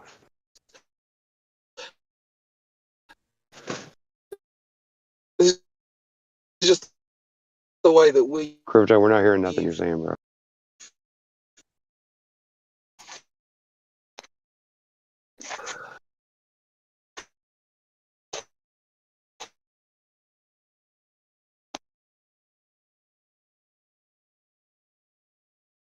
That's such a shame, because What about now? you're a You're little better. roboting.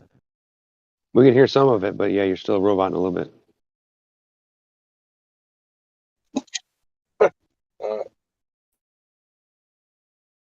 It really sucks because I really wanted to hear what you had to say too. Yeah.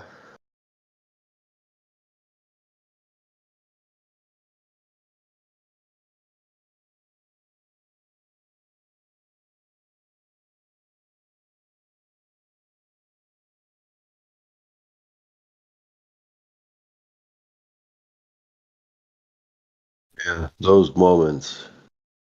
You wanna hear someone saying something with your heart in your teeth, and Discord is roboting. Oh my god. It's so annoying. Yeah, it is. You sound great though. I can hear you clearly. I think they're on mobile, and that's the Discord biggest might be problem. When they're on crashing. mobile. I don't know. Well, I have now the connection to 4G. And yeah, this company I took my internet from, it's a Romanian one. They're very cheap, but they work all around Europe. Yeah.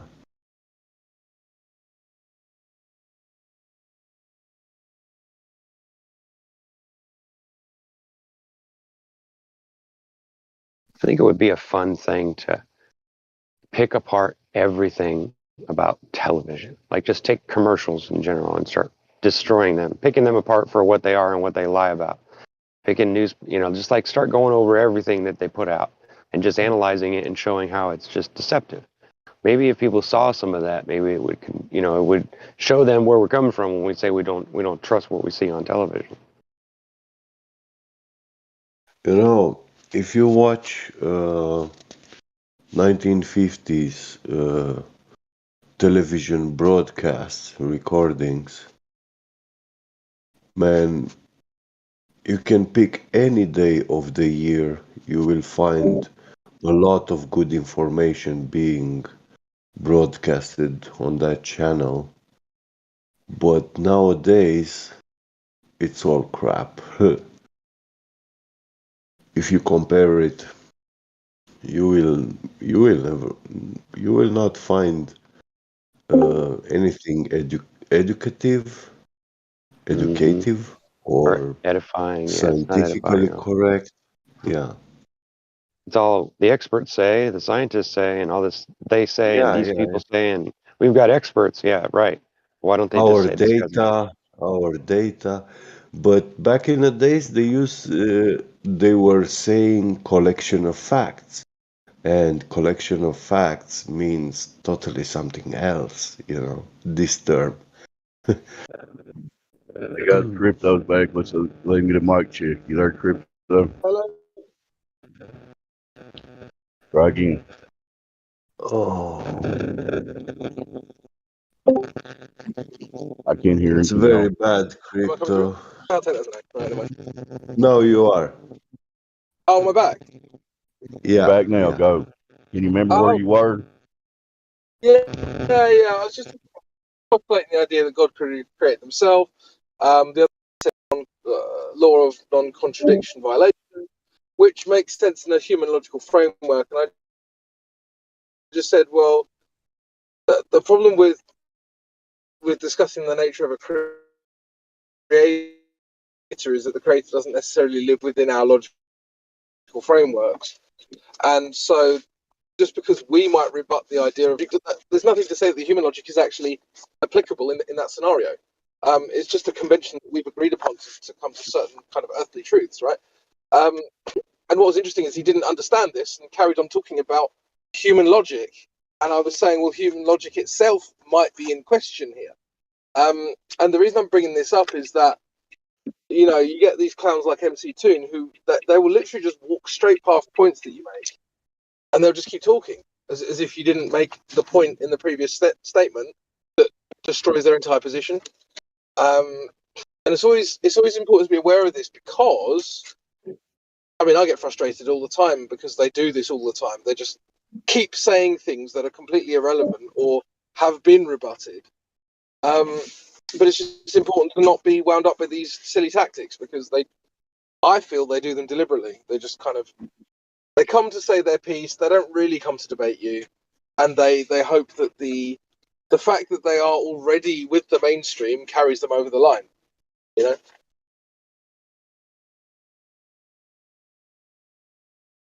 I agree with that. We heard everything you said. Hey. Yeah, making sure he knew we were listening.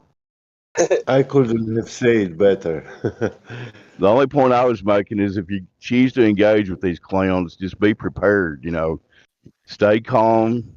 Stick to know cold, that you're hard going into a facts. circus situation. Yeah. Stick with cold, hard facts. If you have to ask him one question, just ask him for direct measurement of Earth curvature the whole time. Whatever he says, just keep asking that, just calmly. That's what I would do. You'll never get it. I agree with you. I think engaging in debates with people like him, especially, you're just looking for trouble because it's not about proof; it's about argument. You'll never get a direct measurement because a tape measure is an indirect measurement because it uses calculations according to MC Tune. I don't know Yeah, where he was I coming listened to from the there. first 10 minutes, Napalm, and that was his main point. You have to have a tape measure. You have to have math. So Denmark's point was invalid because of that. But maths isn't the number itself; it's what you do with the number. So, Right. That's another thing that people don't understand at all. Yeah. Well, he was coming from a point of view where he's saying since math was used to create the tape measure, that it can't be used without math. Therefore, it's not a direct measurement. What? That's an interesting. Yeah. That's an interesting logical fallacy. Say that It's to the amazing. linear encoders. The mental Okay, let's say it's an gymnastics illogical fallacy. the mental gymnastics these guys do is amazing. I would say. Yeah. Oh, these people are they're mental. It's like, I've actually come to the conclusion that a lot of them are just mental. You know, in CNC machining, math and numbers are nothing until that machine starts moving. When it starts moving, that's when you have mathematics going on. But even then, not really. Like, the maths is just there to formulate a specific real world scenario in which you can reliably reproduce phenomena, right? Yeah, numbers are i.e. just symbols. screws or whatever. The maths is just there to help you shape reality, right? So even then, the maths it's not the maths itself. It's just a journey. And even after that, if you're, say, machining a part that has to be flat, like, they don't just make it and go, oh yeah, it's flat because the numbers say so. They check it with light. They actually check. They go, okay, cool, yeah, the pattern is good, or bad, and then they'll either throw the part away or they'll keep the part. So, like, maths is a tool, but even after the maths is perfect, they still check anyway. Well, for example, people have the impression that these metals are solids, but they are not. They are very much like plastiline, like clay, wet clay, That's how they are. So the harder you push them, the more they deform. So yeah, it's interesting thing about them, and yeah, mathematics in that machine takes place only when the machine is moving, and you want that machine to do a repeated motion from the same position to the same place, going to the next position, and then come back, and then go back to the same position. And yeah, of course, in a program of milling machine program, you make that cutting tool drop a little bit lower every time. So you go in steps, little steps. And this is what numbers help us, I'm going every time 1 millimeter lower, I'm cutting 1 millimeter of that part. But when you measure it, you find out that, the tool is pushing into the part and is not cutting precisely 1 millimeter, but it's cutting 0.93, 94, and in precision metal parts, a few hundreds of a millimeter, 2-3 hundreds, can make your part not fit with the other if you don't cut it precisely at those dimensions. You have to be within a tolerance. According to the joining you make, like when you make a screw or cylinders going inside a hole, you know, according to how big that hole is, yeah.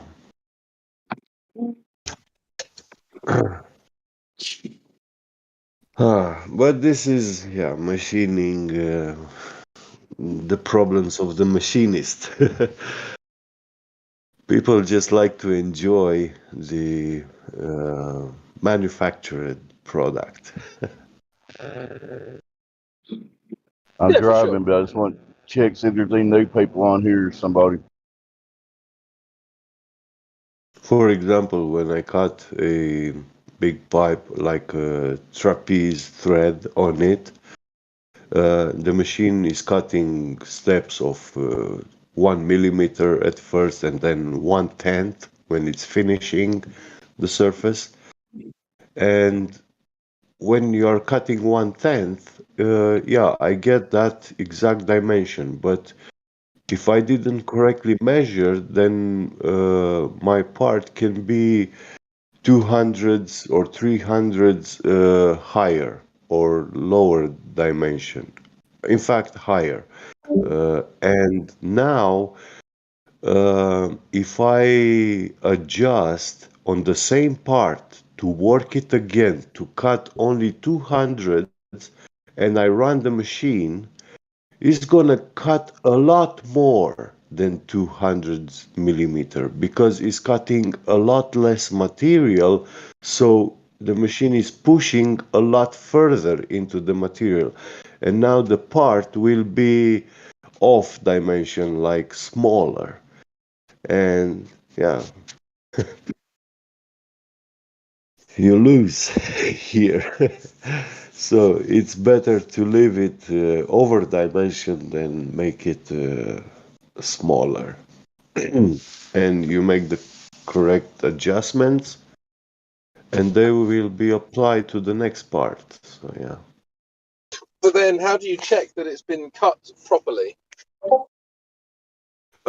You have the surface finish, which you can feel it with your hand. If it's scratchy, cuts to your skin, you know, that means that your cutter is in good shape, condition.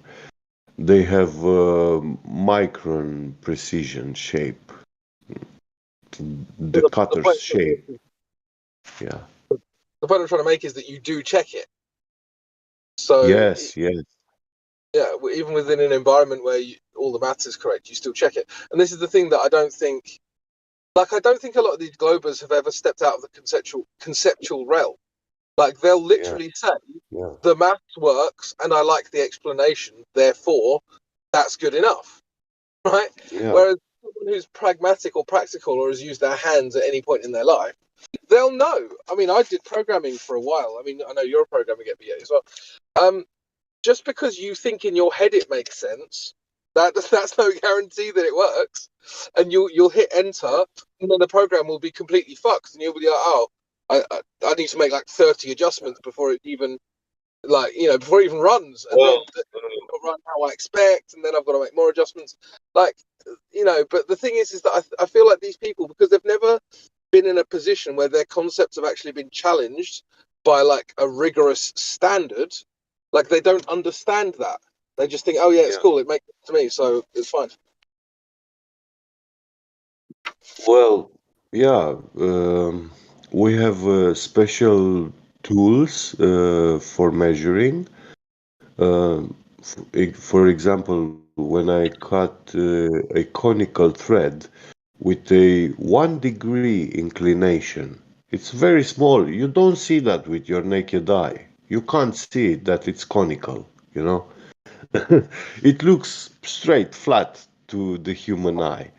But I have a special metal part for proving that cone it's grinded inside with the same 1 degree. And now I push that part inside over the thread, and it has to go not all the way to the end of the thread, but a certain distance amount to where the thread is ending. And you measure that. You have a tolerance of 1.8 millimeters. So, and yeah, it also depends how much you push that tool, how hard, you know. You have to do it with the feeling. That's the funny thing, yeah. Some people push it very hard and they are like overmass, you know. Some of them push it only softly, and when you cut the metal, its surface is like mountains, sharp mountains, you know. And when you put this tool over and you push it a little bit, that surface starts to smoothen, you know. And you actually deform 1 or 2 microns, you are changing the dimension of that part. But yeah, if you do like 5 microns, then that part will show you a good measurement, like it's well done, but you're actually doing a part which is slightly bigger than it should. Yeah.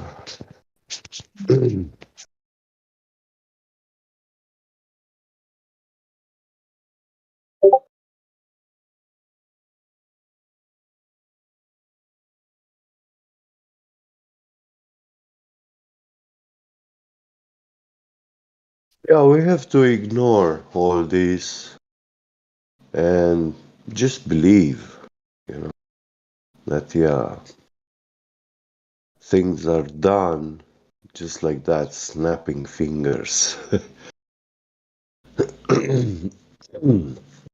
Except that we live on a spinning wet ball with no curvature in sight anywhere.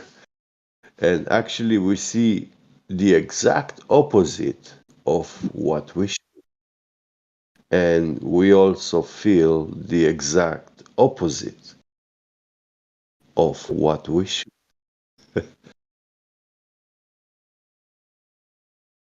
Yep.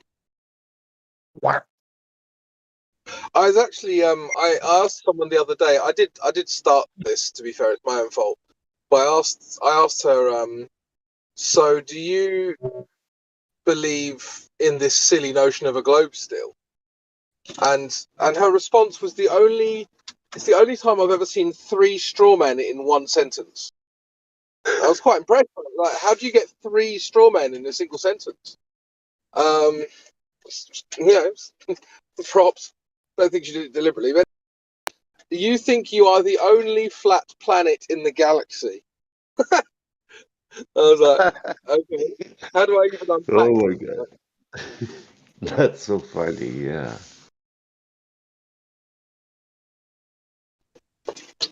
Yeah.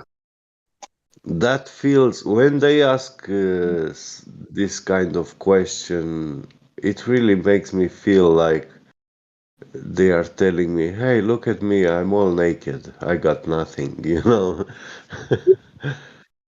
Yeah. Yeah, because if they actually were, like, if you were really convinced of your position, you would be steel manning the opposition because you know that you're going to win anyway, right? You wouldn't have to straw man them. You would be presenting the best possible argument, and you would be knocking that down. But they never do. They never do it. You know, I see gravity as an excuse for not learning physics, you know, which is, yeah, electricity, magnetism, electrostatics, thermodynamics, all this stuff. physics of light. Yeah, that's a lot of precise physics too. And it's also explaining to us that, hey, watch out, because we don't know everything about light. Also, in magnetism, watch out, we don't know everything, but what we know is quite a lot, and no man has ever learned everything about magnetism, which we have information in our libraries, you know. Sure, get just to piggyback on what Crypto said, though. McToon's steel main argument last night was measuring the distance to the sun. That's the first point he brought up. So that's his steel man of our argument. How would you do that? Because you got nothing. Like, you can't walk that distance to put a ruler. To be honest, I only listened to the first 10 minutes, and they spent 10 minutes arguing about measurements and rulers. So they never got to the actual point of this. You can't figure out how far it is to the sun no matter what you do, you stupid idiot. Although you shouldn't call me an idiot, you know what I mean. McToon's argument for that was radar bouncing off of the sun. Radar bouncing off the sun. That's I got a joke. question. If the sun is emanating radar at all times, how do you determine the difference between your radar bouncing off of it and the radar it's already? Well, according to him, it was a specified signal that was sent to the sun and bounced back and received. The point was brought up that the sun is a black body. The claim is that it's a near perfect, not a perfect black body, so they were still able to receive the signal, but it still kind of begs the question as to, was it actually the sun that was hit, right? Was this specific thing we call the sun what was reflecting the signal to begin with, right? There's a lot of unknown variables between us and that body. You know, what type of media is the light that you're sending to that object passing through? Is it speeding up or slowing down based on medium, and can give you some sort of variation on your timing based on the media in which it's traveling through? So there's a bunch of variables there that he wasn't necessarily pressed upon. Well, we don't have any kind of light to reflect from plasma. There's only one. He gave an alleged claim that there was some sort of something that he tried to link that was a test done of reflection off of plasma. I didn't look at it because it was his website, and I didn't want to give his That's website crazy. traffic. It's impossible. What we actually experienced, what we found, is that blue light can slightly go through plasma.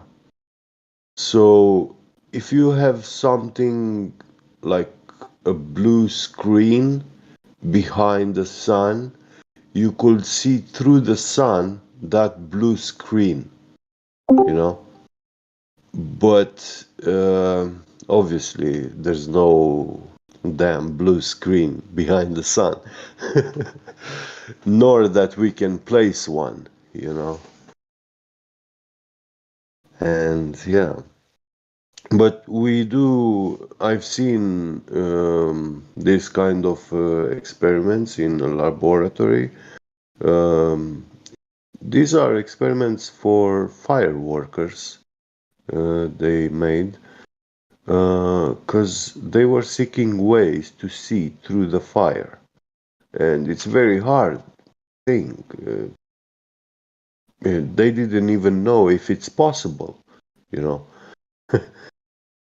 Yeah, And unfortunately, they found out that you manage to shine blue light behind the fire, and then you look through the fire, you can see what is being blue illuminated behind the fire.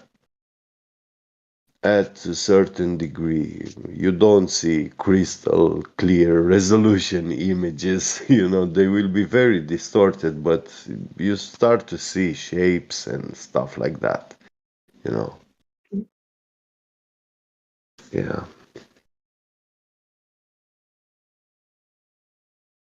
Yeah, unfortunately, But in last night's debate, the gentleman that was starting to discuss the idea of the sun being a black body or a near perfect black body was kind of confused on what would happen, shining light or radar into a black body.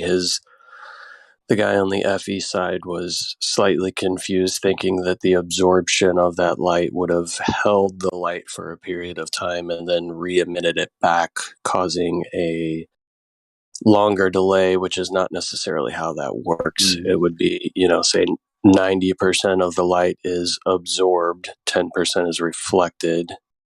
The reflection happens instantaneously. The absorption means that light is not going to be reflected at any point in time.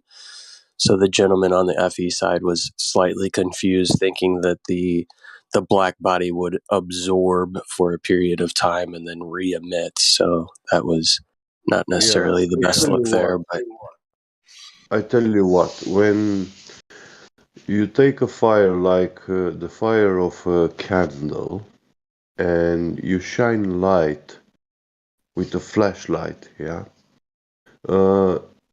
you can see that fire is casting a shadow, but it's not ordinary shadow like solid objects do. And what? Why does that happen? I wonder. Yeah, it's very strange, but because light doesn't go through that fire completely. Um, a lot of the light which enters the that medium, it's a new medium. It's plasma. It's another state of elements of nature. And when light enters that medium, it doesn't just get distorted. It's being emitted by that plasma in its own manner.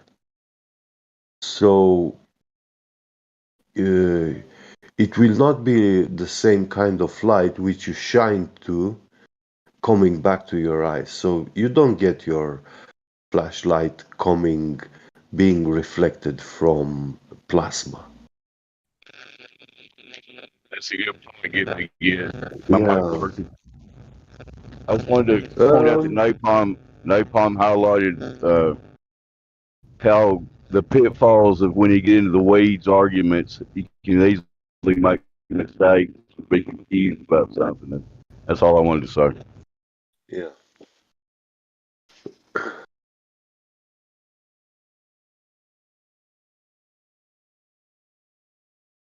yeah, it's always a good rule of thumb if you're going to make a claim, especially about something like the sun is a black body, that you have an understanding what that would mean to the test or the measurement that's being performed, right? Yeah, I mean, just point out the fact that whatever you're doing with the sun is unverifiable, no matter what you do. We don't know if it's plasma or whatever. So anything related to the sun or the distance, it's all the way in the weeds to me. That's just my opinion,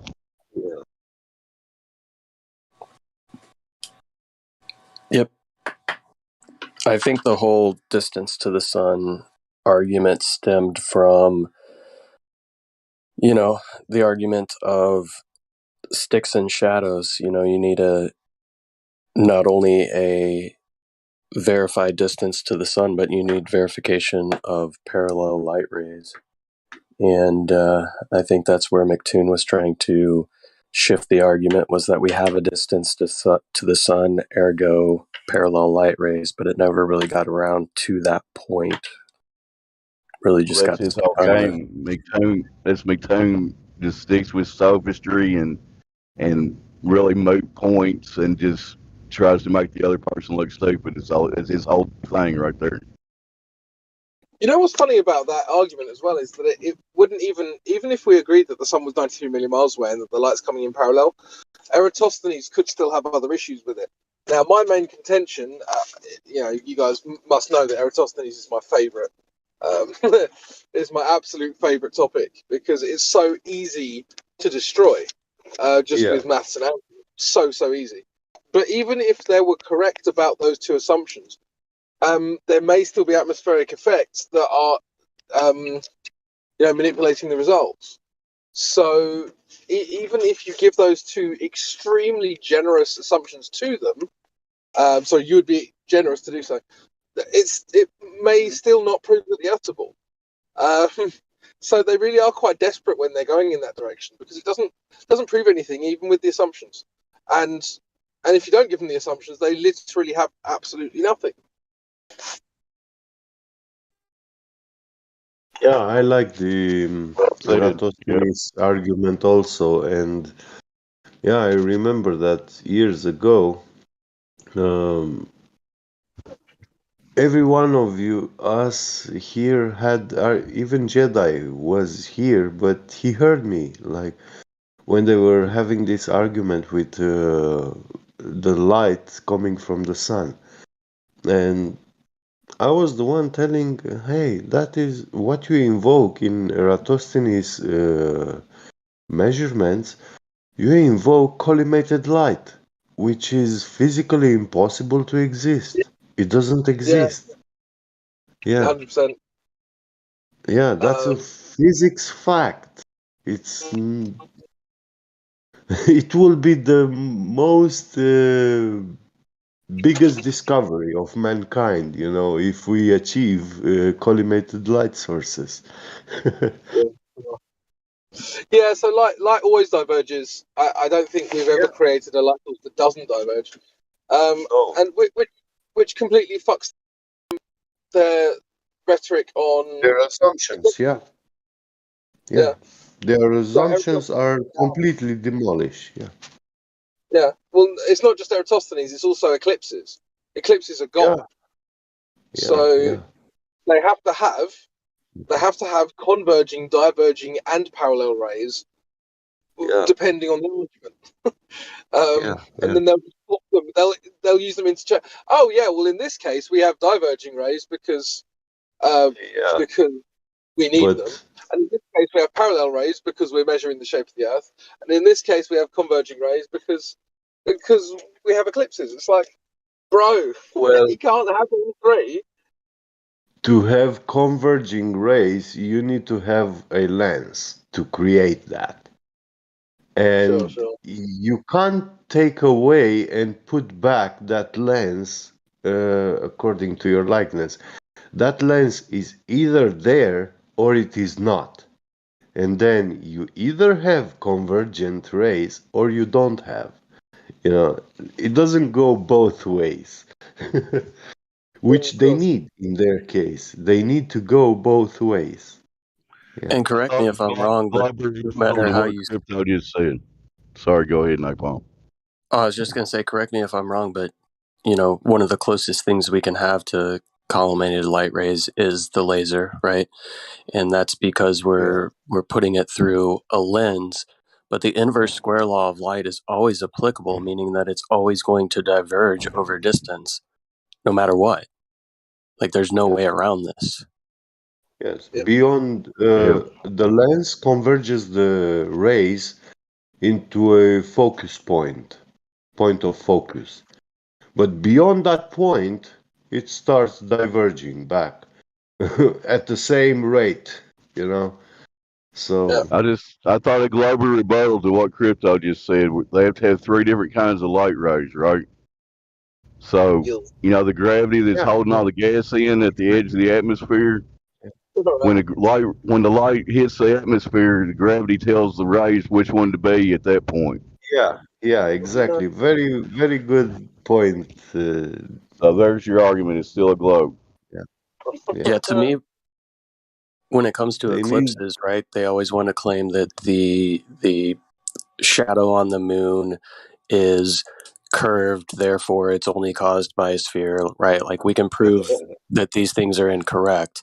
But the one thing that they can't really dance around when you hold their feet to the fire is the fact that we do have somewhat of a measurable shadow on the Earth during a solar eclipse. And that shadow is roughly 70 miles. And they can't really get around that no matter how they slice it, no matter how much they want to try to say that they have converging, diverging, all of these various light rays to get that 70-mile shadow.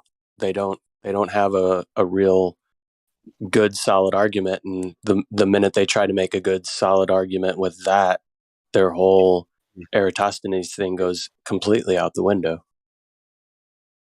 Yeah.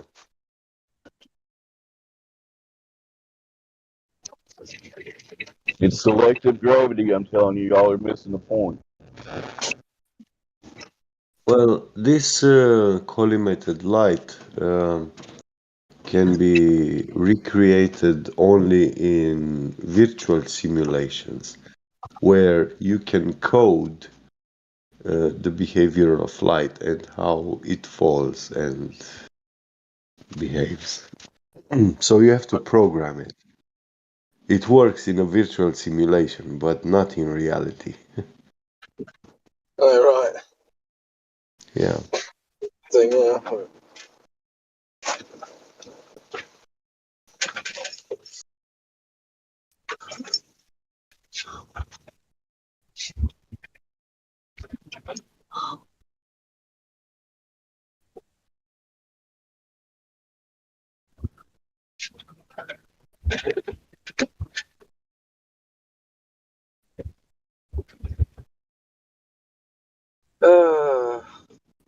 I wonder if this debate's ever going to be over in our lifetimes, to be honest, because these people are so hard to even have basic conversations with.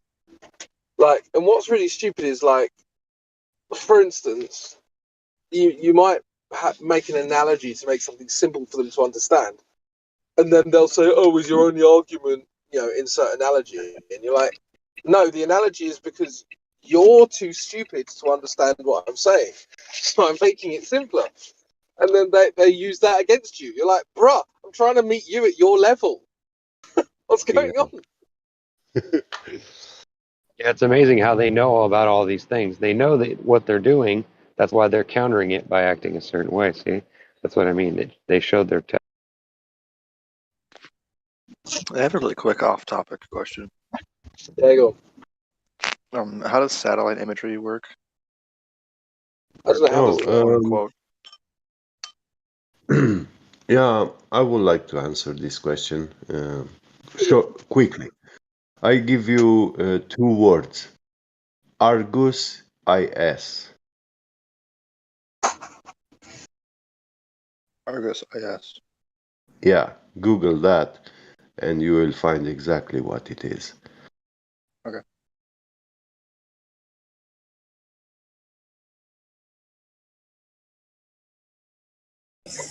Yeah, so last night in that debate in the text channel, I was having a little back and forth with somebody who claimed that they're a physicist, and when kind of backed into a corner on anything, either by myself or central banker or CB, his response was basically like, "You're too stupid, go back to school. I don't want to spend time explaining these simple things," right? So it's, to me, if you have a knowledge or an understanding of something, you should be able to explain it simply, or at least be able to give a simple analogy for somebody to understand. And when anybody, at least in my opinion, who claims to have the knowledge but can't express it, doesn't really understand it themselves. And the discussion was mainly around light which I find fascinating and very difficult to explain because I don't know if really anybody has 100% understanding of the nature and the workings of light.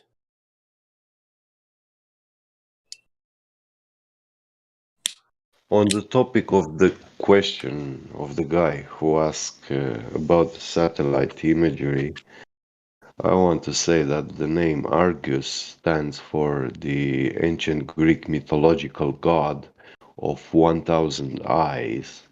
So it's the god who sees everything, all So look around up him. Project Argus. Yeah, Pretty it's a clever naming military systems. project. It's a military project. Creative. High altitude drones, I equipped love with I love hanging out on like uh, Google Earth and like looking at maps and stuff, like doing a little virtual travel. It's like a favorite pastime of mine, and I always wondered if there's no orbiting, then how is all this information being collected? But, yeah. Well, I think well, it yeah, starts. Google actually got their imagery from this project, this military project, Argus ES. Yeah, And never the fell off it. military has not allowed every places to be seen,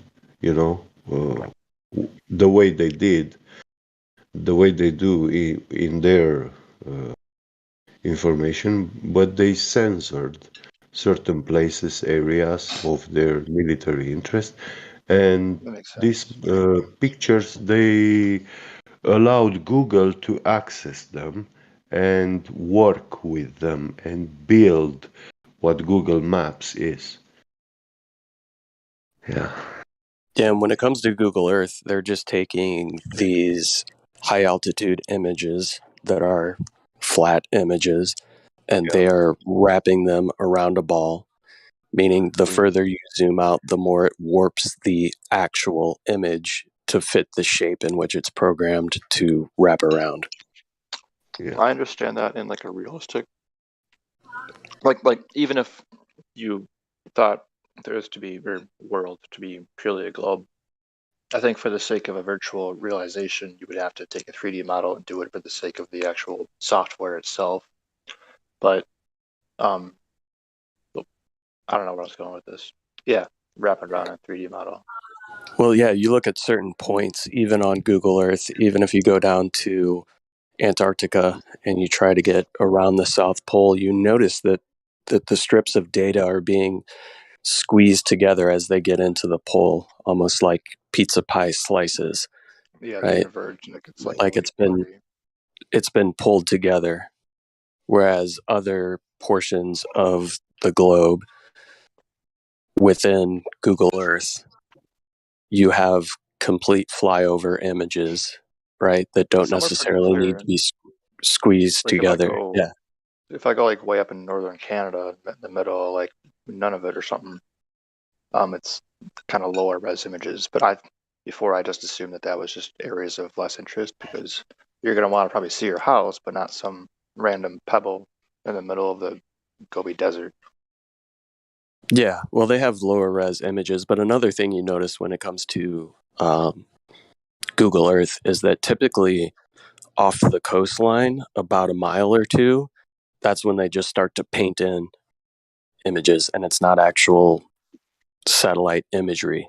So really, the only satellite imagery or high altitude imagery that you have is over land. So it's not really. Yeah, And there's also places texture like changes.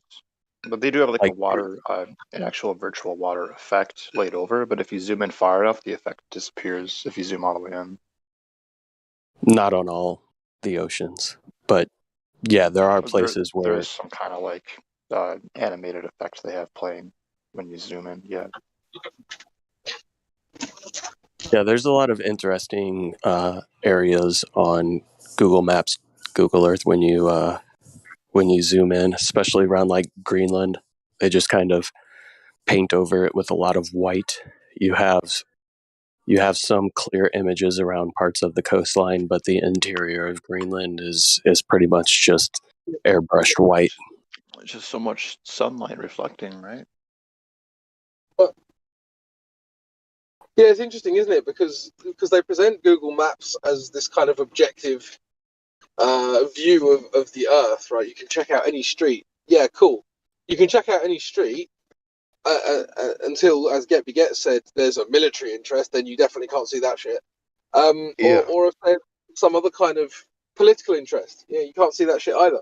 So this quite obviously isn't an objective view of the Earth. Yeah. And with that knowledge, you then have to admit, okay, well, what else are they lying about? You know, and that's an obvious next question that no one on the globe side seems to want. Yeah.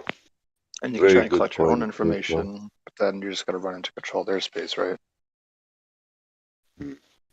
I also want to say that these military drones, the first ones which emerged in the 90s, early 2000s, they had capability of 1.8 gigapixel imagery,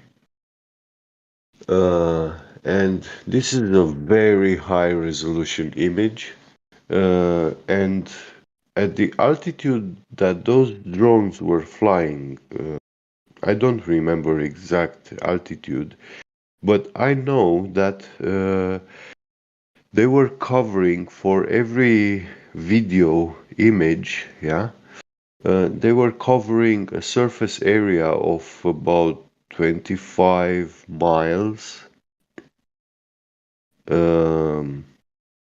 square kilometers, yeah, 25 square miles. And they had for that image multifocus, so they networked a lot of 5 megapixel camera sensors, and doing this, like making an array of I don't know, 1,000 or 2,000 of them, it allowed them the capability to take a picture which is like every point in that picture is being individually focused. So you don't need to focus your camera at a specific location, position, distance. Everything in that picture is perfectly in focus. So you can zoom anywhere you choose and you see with the highest resolution of 1.8 gigapixel. So it's taken at an extremely Yeah. wide angle with multiple sensors and at multiple depths Yeah. of focus all in one. Yeah, these phones with one single camera, when you take a picture, you can see that in the middle where your camera is being focused at the distance that it's being focused, yeah, like a person, you see that person clear, but behind it, things starts getting blurry, you know. And this is not the case of these cameras because they have an array of sensors which are autofocusing, and you have multiple focus points on the same place. So the image becomes much more crystal clear. That makes sense. I thought they just had to take Yeah. multiple Yeah. photos of the same place multiple times. But I mean, I've never understood a camera to take one image with several depths of focus. Yeah, this is Unless you like actually what overlaid it. you this is actually what you experience when you use Google Maps. When you're high in the sky and you zoom in to the ground, yeah? When you are high in the sky, you see a surface area of about 25 miles, square miles, or like one edge of that image is about 25 miles. I'm not sure. I have to check the numbers back. So yeah. And wherever you choose, whichever place you choose to zoom in, you will see it at the best image resolution. You will not find that the things on the side of the image, left or right side, are more blurred than the ones in the center, you know.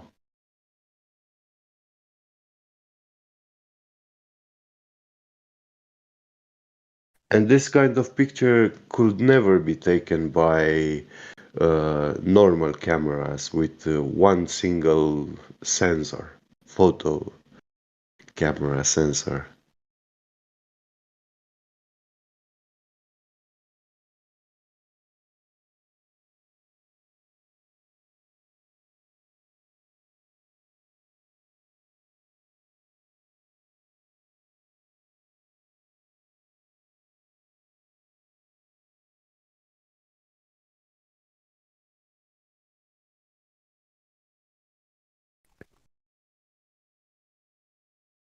Put a few objects on your table and bring your phone as close as possible to one of the objects and take a photograph when it's in perfect focus, that first object.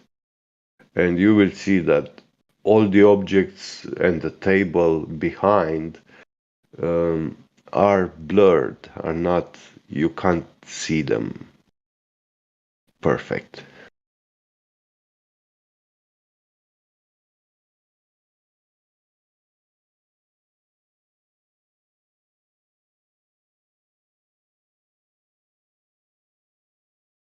Yes, I understand that.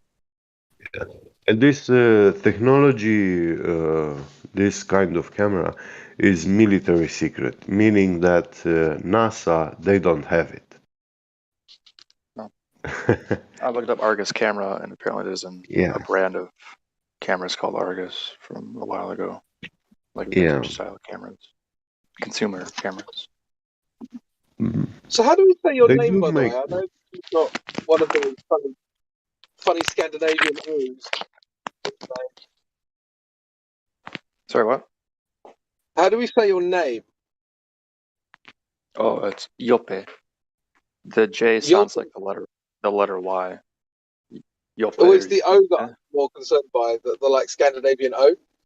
Yeah, the O sounds like So Jörpe. Joppe. It's like kind of half real, half made up. It's based on a cartoon a while ago. No, fair enough. So you're not like Scandinavian yourself? No. So, do you think the Earth's a globe? Probably not. Probably not. Fair enough. Everything I'm hearing for the last few weeks here seems to point to severely no. Yeah, I just wanted to kind of address something I was saying earlier, because obviously we're talking sort of about the kind of very illogical debate styles that a lot of the globers have. I just wanted to differentiate, as I do every now and then. There's a massive difference between normal person living in the world who thinks the Earth is a globe versus online globe debater, right? So the first person, I totally understand why they think the Earth's a globe, because they've never seen any kind of good information to the contrary. So I don't have a problem with those people. But when you get these kind of online globe debaters, these are the people that bring out these kind of dirty tricks. Because they should be held more accountable for actually knowing more about it. Well, they should know more about it, often they don't. And kind of, often they'll use dishonest tricks so that they don't actually have to engage in the debate honestly, which is a real shame. But it is what it is. So, like, when I'm talking shit about these people, it's very specifically that group, that very small group. I'm not sort of trying to come across as though I think the world at large are morons or anything. You know, that's. I just wanted to be clear on exactly what I was saying there. Is that your MC Tunes and your Fight the Flat Earth? These guys are the guys I'm talking about. I say your point, Crypto, but I'd say the world at large is a large percentage morons. I won't put a number on it, though. Well, why not? That's what the crazy people believe, actually, that the whole world is crazy. They are the only ones normal. So what is crazy then? Yeah. Crazy. I won't do that. I'm crazy.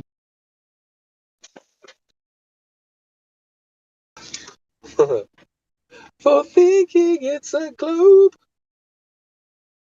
So Yappy, you were there for part of the debate last night with MC Toon, right? Yeah, I caught the end of it. Yeah. Were you there for the portion where he was discussing direct measurements and the tape measure? I think about how he and then he came to the conclusion that evidence doesn't mean anything to him. Yeah, and I was making fun of him for it. Oh no, I remember sorry, that. I was trying to talk to Oh, I'm sorry. Jappy. My bad.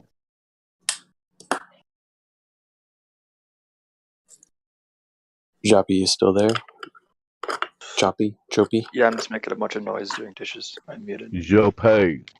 Napalm. You bet. Sorry for the You bet. Jopay. Last night's debate, I popped in and out at random. I probably didn't catch everything. Okay. Were you there for MC Toon's description of what a tape measure is when he was asked about direct measurements? I caught bits and pieces of it. I came right in, and everyone was just screaming about tape measures, and then two people kept repeating the same phrases back and forth for like a minute straight. Okay. I was just curious, since you seem to be kind of like on the fence, right? Like kind of just getting into this and hearing both sides of the argument. I was just curious as to your opinion of MC Toon when asked about a direct measurement and him claiming that a tape measure is not a direct measurement because math is used to create the tape measure. I was wondering your opinion on this type of argument. Well, if he's going to say that, then he would have to assume that the math is flawed, therefore creating yet another flawed idea down the line. Do you think it's a strong or a solid argument that nothing can be directly measured because allegedly math is used to create a tape measure? Meaning if you wanted to cut a 2x4, you couldn't directly measure it with a tape measure. That would be an indirect measurement because you would be using math and a calculation in order to measure and cut a 2x4. Well, math, when you really boil it down, can just be a concept of yes or no, on or off, like 1 and 0, like binary. Like clearly that's the value 0, that's the value 1.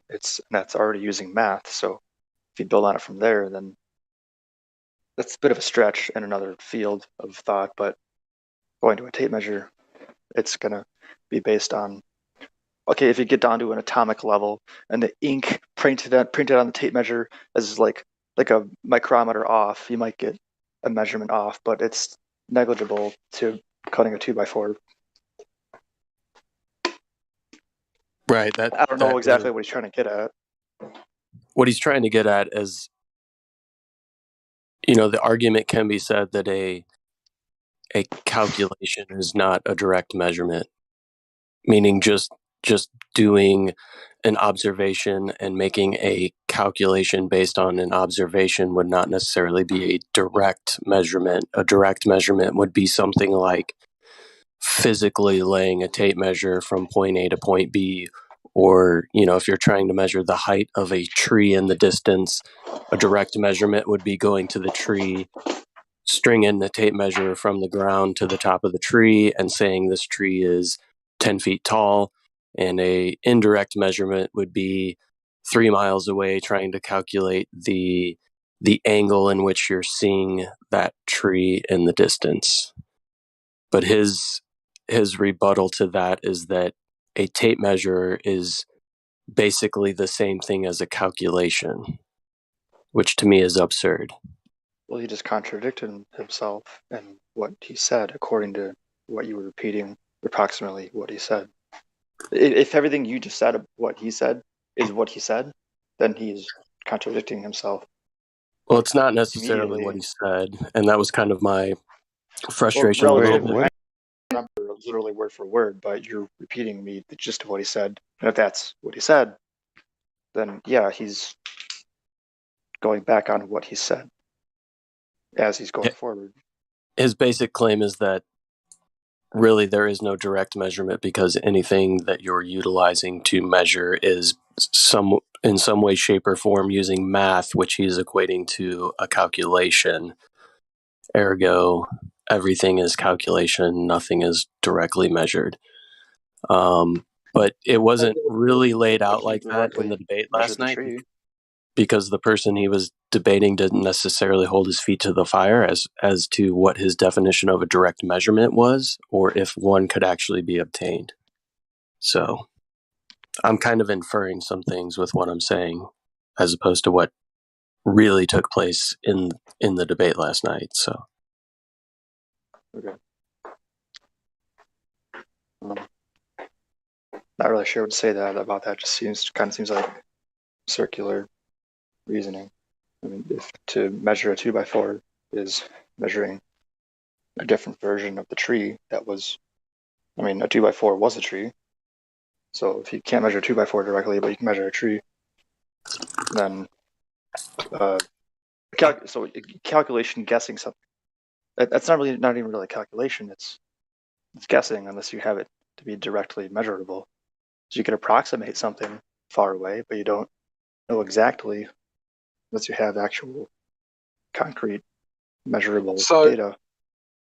So maybe because you're kind of new to this game, you don't understand why they're doing this, right? So the reason why they do this is because they want to conflate calculation with measurement, so that when we ask them for direct measurement, they can give a calculation as the answer. So if you say, "Have you measured the curvature of the Earth?" they'll be like, "Yes, Eratosthenes," right? When the answer is actually no, they haven't, but they don't want to give that answer because they know that they actually concede that the entire argument. So they have to give you an answer. That's a calculation.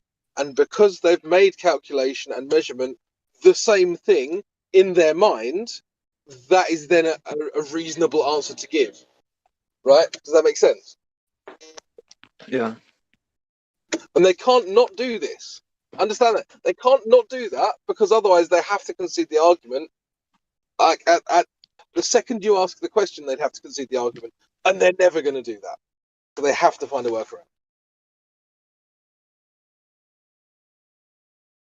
All the information here I've learned on the server, I have not observed directly. So I could say everything in my life is a lie unless I experience it firsthand, or not absolute truth unless I experience it myself from my senses.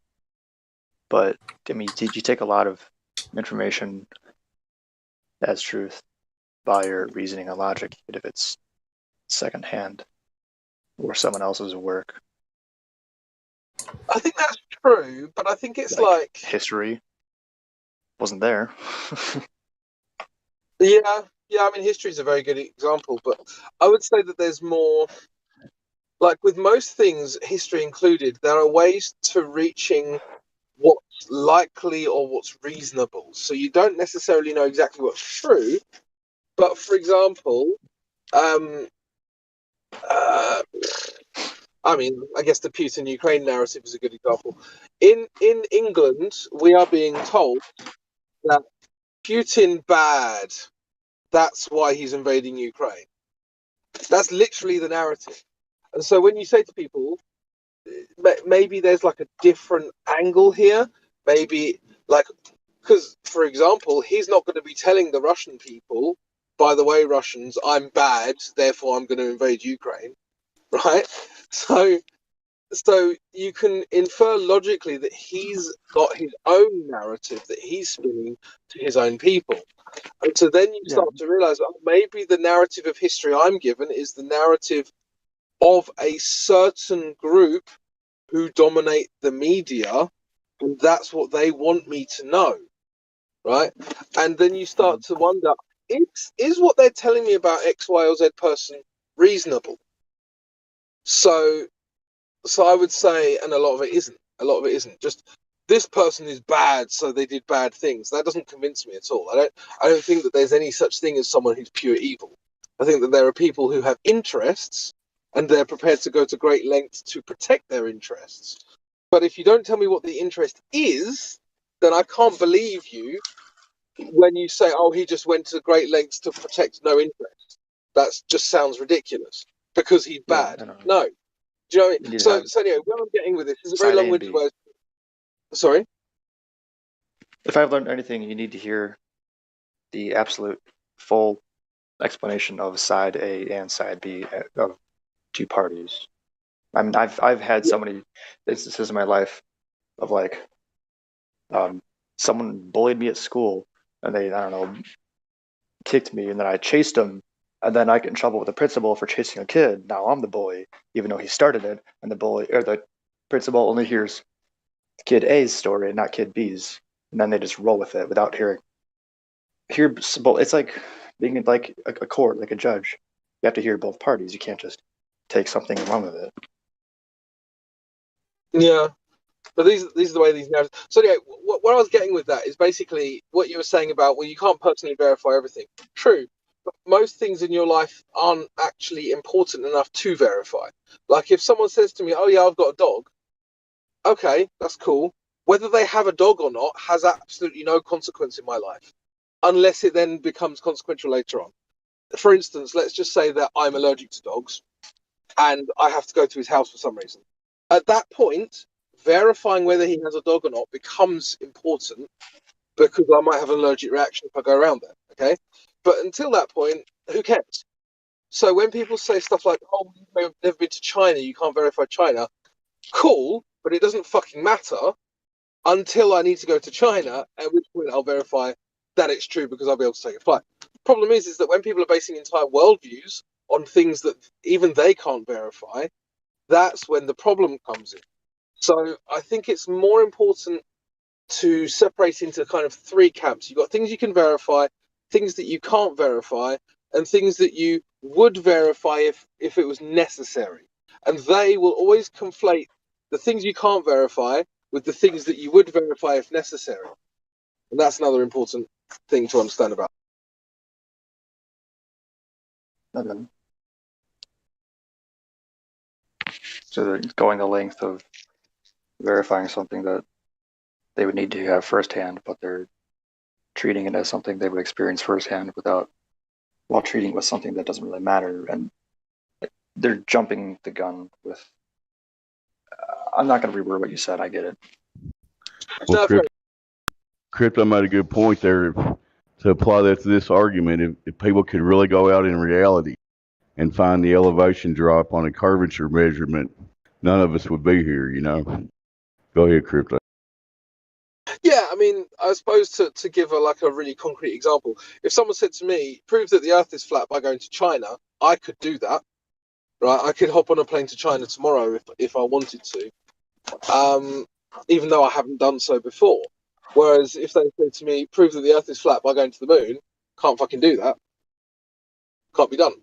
So even though I haven't been to China, I could. Yeah. But they'll make the argument that you can't possibly know that China exists because you haven't been. So that's why I'm bringing that up.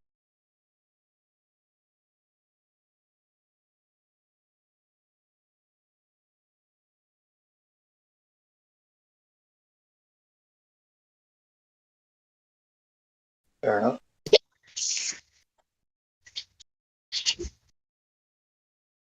So if I saw a video of two guys going out to a stretch of ocean, like say 20 miles across, and I saw every little move they made and everything, and I saw that they actually verified the elevation drop at 20 miles should be like, somebody help me, 280 feet, something like that. If they could verify that with a laser or whatever, and it was just on video, just me watching that, I wouldn't be here still arguing against the globe, right? You see what I mean?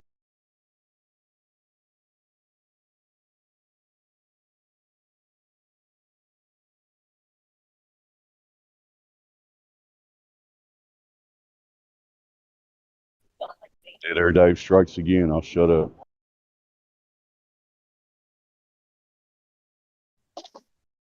What do you mean strikes again? I was listening to you.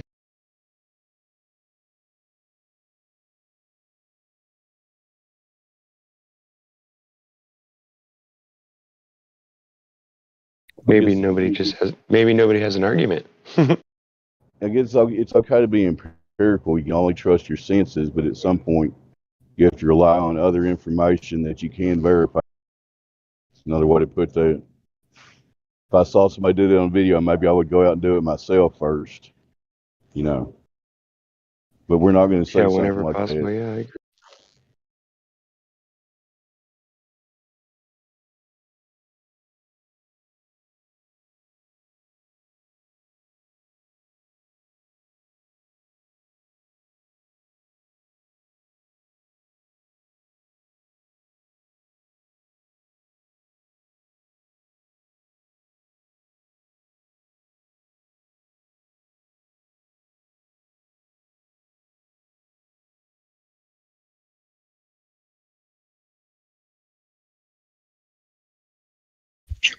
I think that's there's a strong, it's good points to make, about verifying things. But I think you can. The point you're making later on, I think you can verify that Putin's not particularly pleasant person, though, can't you? Quite easily. Oh yeah, but I don't think that any of our world leaders are benevolent, wonderful people. So the idea that Putin is a bad guy is very easy for me to believe. But I don't think that means that his enemies are good guys. But it's not really worth arguing that he's in the wrong here, though, is it? Really? Is it? Well, it depends how he sees the world. So I'll give an example because I approached the battle. Sorry. Go on, carry on. Sorry. Well, yeah, it depends how he sees the world. Basically, I had the I don't really watch the mainstream media, so for me, like when people were talking about the Russia-Ukraine thing, I was like, oh, that seems a bit OTT, but whatever. Like I don't know either side. So then I had a friend who said to me, "Have you heard about this Russia-Ukraine stuff?" And I was like, "Not really. I'm not interested because I've been hearing. I mean, you guys have been hearing as well since the '80s that Russia is the bad guy, right? Every movie in the '80s had a Russian bad guy with this like thick neck and the heavy Russian accent, right? And this is all propaganda. I don't really like. Except for the fact His name is Boris. Also, the Rocky movies had a Russian bad guy too. Oh, there's some. There's loads. Sorry, Paz, go on. I mean, on the movies front, every 80s movie, most 80s movies had an English bad guy with a posh English accent. But we kind of like being the bad guys. So, like with the Russians, I feel like that propaganda was there to get you to actually actively dislike them. Yeah, you make a good point, though. I don't think the 250,000 people trouncing over the Ukrainian border into Poland and Czechoslovakia at the moment would agree with your sentiment at all. Or do you believe that people, 250,000 people being pushed out of their home? Look, Pazza, this is the point I'm trying to make. People make these distilled arguments out of context, and then if you argue that you're bad, well, no, I actually think that the argument itself is out of context. It's the point of the first one, right? So I don't think Putin is just invading because he feels like being evil. I think that he has a very specific geopolitical, both psychology and set of responsibilities to his own country that he is enforcing. like Hitler, Mao Zedong, and Attila the Hun, for example. Well, you can throw out bad guys from history if you want. I never said Putin was a good guy. What I'm saying is that he won't see it the way you're presenting it, and that's important to understand. Yeah, but you're not judged by how you internalize something. You're judged by your deeds and your actions and how they affect others. That's how the world works. Yeah? I don't care if Putin thinks... If Putin thinks he's bringing peace to the world, and in the process he's invading and shelling cities in other countries, yeah, then it doesn't really matter what's going on in his head. People are being killed, yeah. I mean, that's not out and not beyond question at the moment. If you don't believe that people if you don't believe people are getting shelled and shot and killed in cities in Ukraine right now, then you're actively engaging a thought process where you're presuming that the thousands of people streaming out of that country who are leaving their homes, leaving all their possessions, are doing it in some massive charade to make Putin look bad. I mean, it's preposterous. Well, this sort of gaslighting. This sort of gaslighting is the entire problem that I've been pointing out for the entire discussion. Right? The problem is that I'm not. Why? Why talk over me? You can hear I'm talking. Why are you talking over me? Yeah, like what? So the point I'm trying to make is that I don't question any of the bad shit that he's doing. I'm sure he's doing a lot of bad shit, but he won't see it that way. And what I mean is this, if you'll allow me to actually finish a thought. So in the 90s, at the collapse of the USSR, NATO and the EU made a promise to the old USSR and to the new Russian Federation they would not expand eastwards. What happened after that is a lot of expansion eastwards. Now, should they have done that in order to piss the Russians off? No, they did it anyway. There are many documents that confirm that this is the case. And so why are they planting missiles, NATO missiles in Ukraine? Why did they do that? I don't know. I'm just saying that from a Russian leader's perspective, you would look at that and go, that's a threat right on my border. Why are they doing that? Any ideas? So those countries got their own. Those countries have got a right. They're independent countries. Have got a right to defend themselves and to arm themselves. Oh, yeah, obviously, but the question is why did the EU and NATO break their promises to the Russian Federation?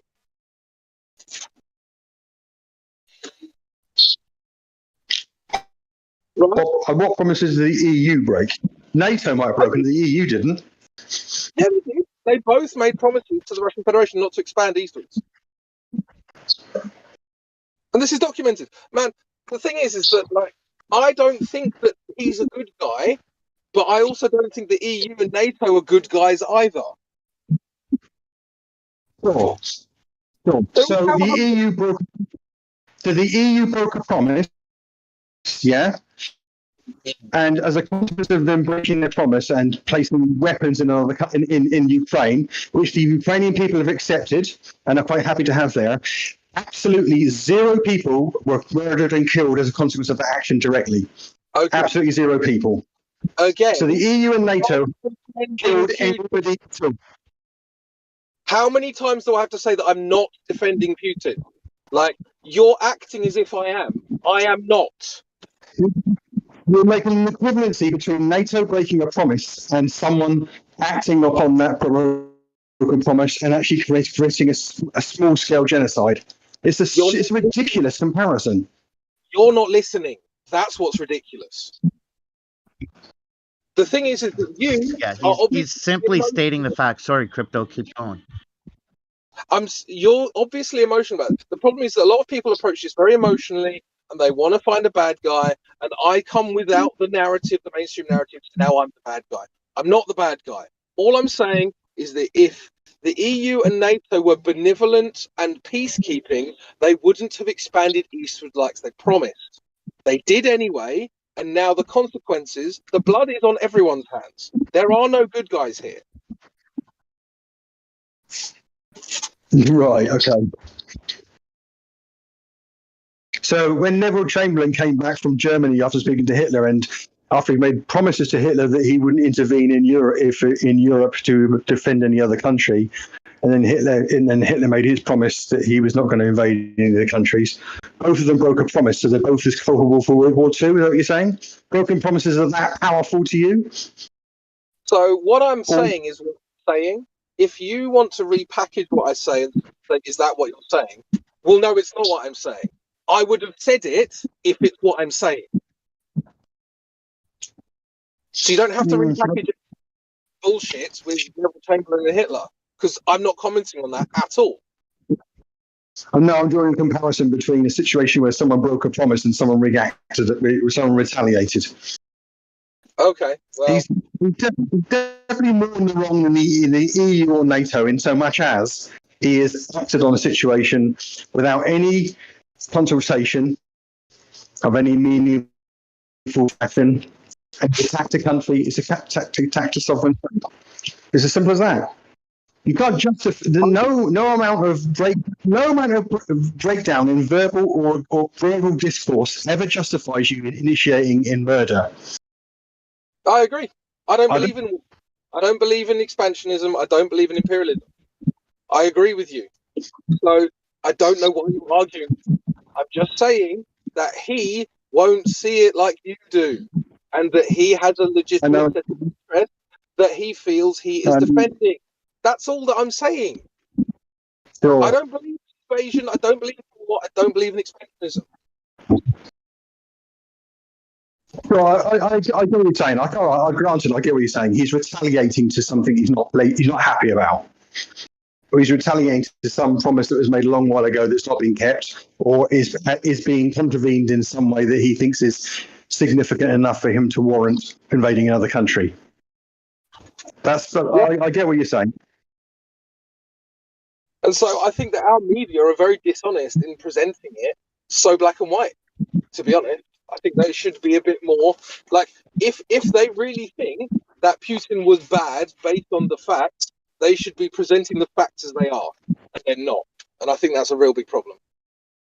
So if you think so, what you're saying really, your main point there is, if interspersed with all these shots and discussions about what's going on, if there was a little bit of time given in the news to report that, well, he may be thinking this way because of potentially we shouldn't have put weapons in the Ukraine. Do you think that would address the balance a little bit?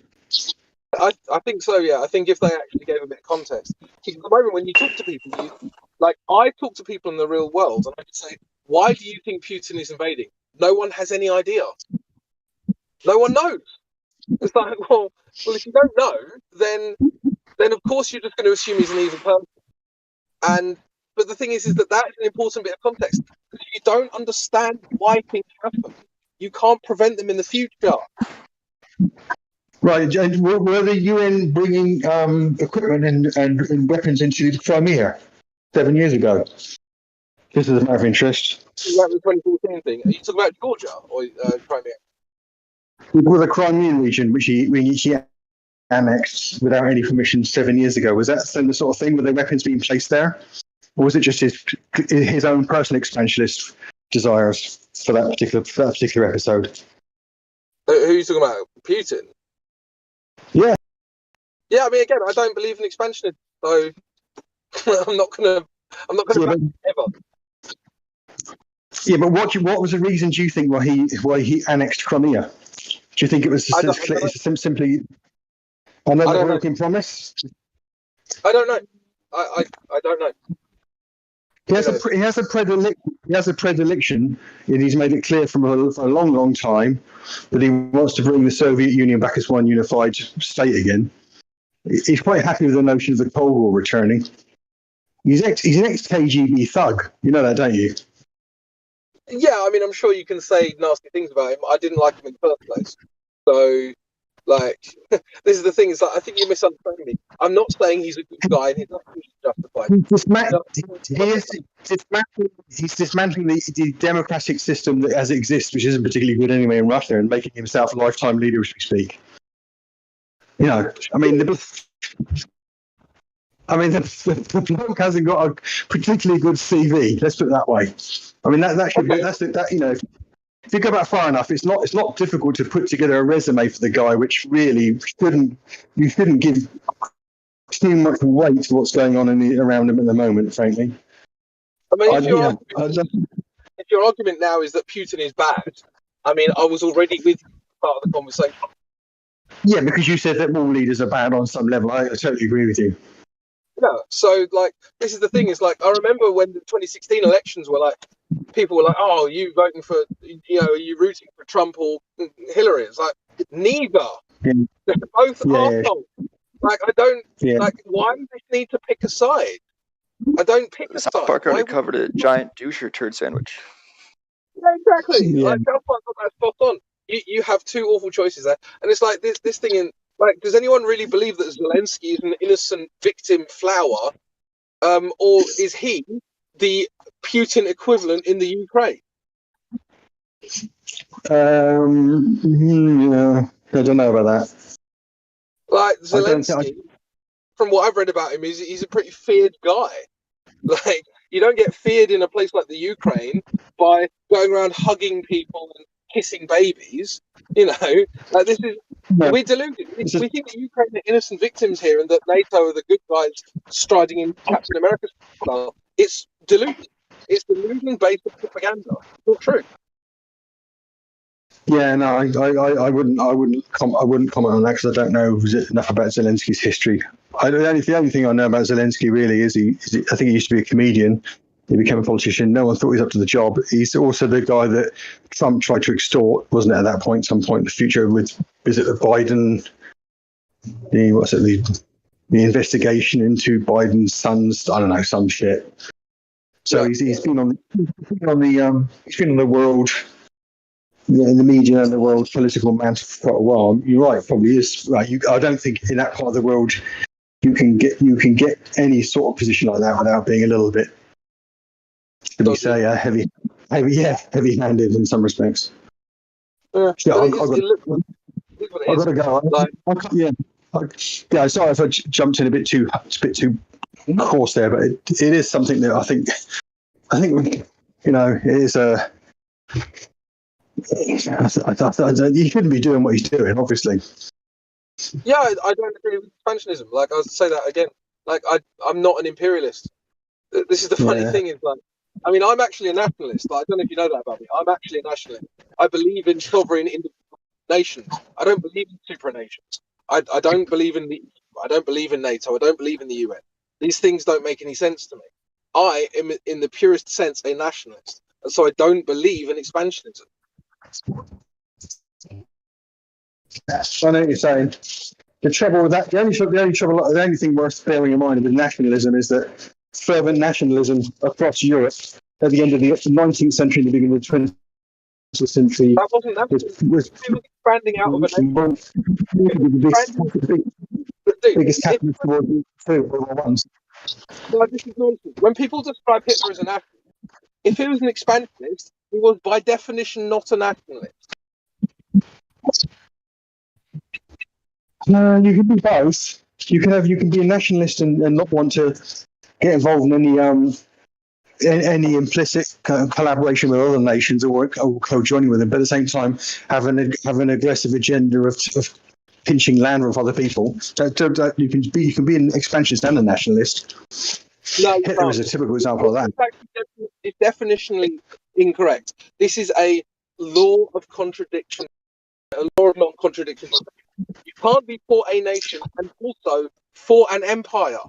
You can't be both. Like, people have been mind-fucked into thinking that nationalists are the ones going around creating empires. This doesn't make any fucking sense. No, listen, all of them are. Some of them have been. I think they're mutually exclusive. They are mutually exclusive. Most nationalists are isolationists, but not all nationalists are isolationists. I wouldn't describe myself as an isolationist either. I believe in market, like trade. Sure. I don't believe in fucking invading other countries.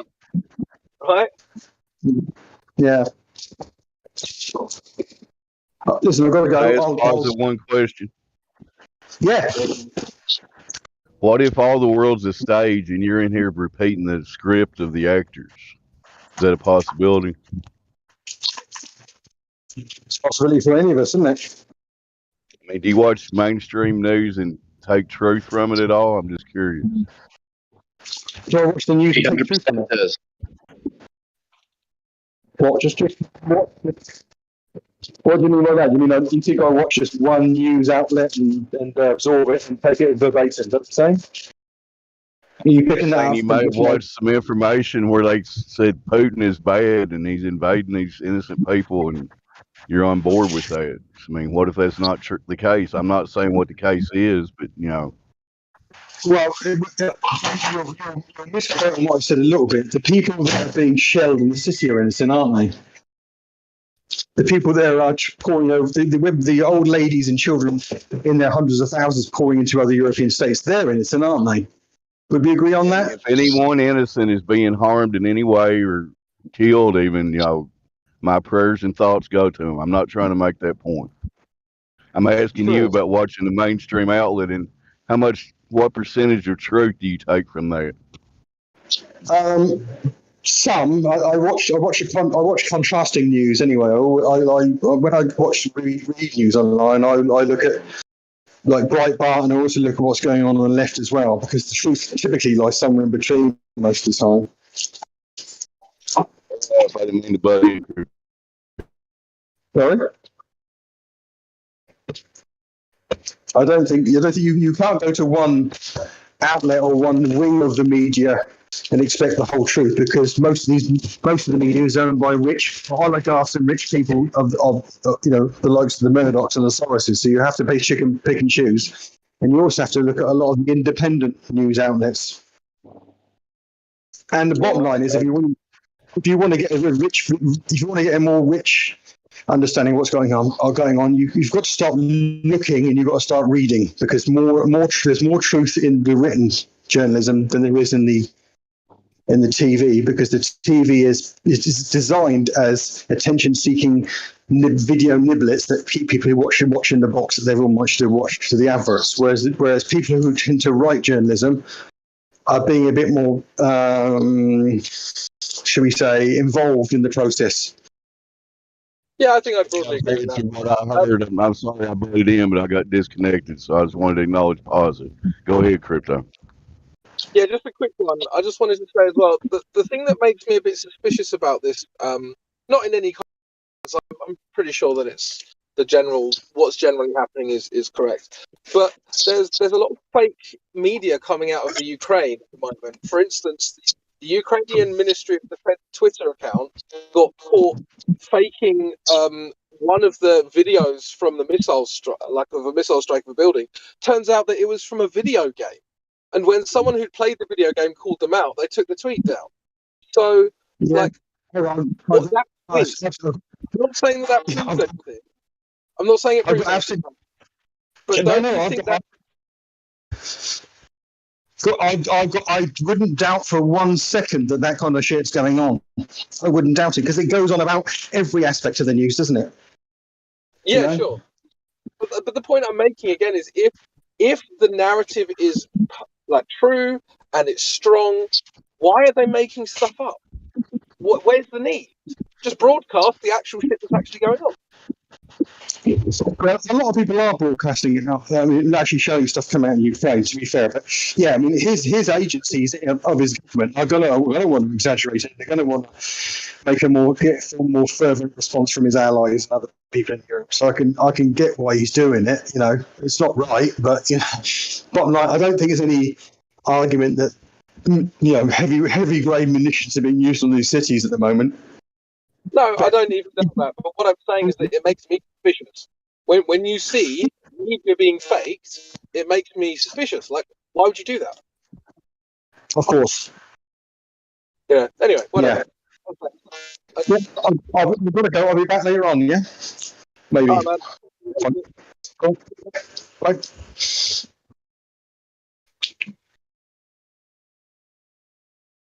Well, that was interesting.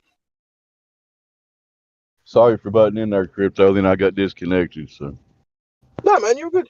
You're all good. To be honest, this is another thing that maybe Poya, if he was listening, or sorry, Yerpa, like I had to state 4 or 5 times that I wasn't pro-Putin before he actually understood that I wasn't pro-Putin.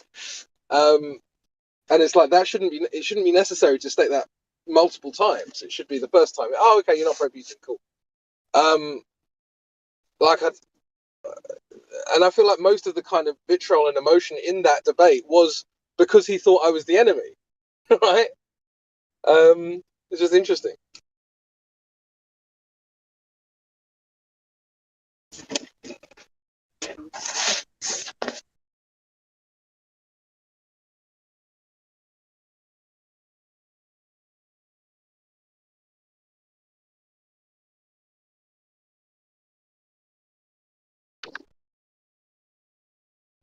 You sound like my dad. He sounds like your dad. My dad He's got to watches go back all day. watch at BBC. Yeah. Well, this is the thing, isn't it? It's like when you're receiving literal faked propaganda, like what, I don't know, like why would you believe anything that comes out of their mouths after that? It's like with NASA, like you faked a moon landing, bro. You're done. I'm not listening to any other shit you say.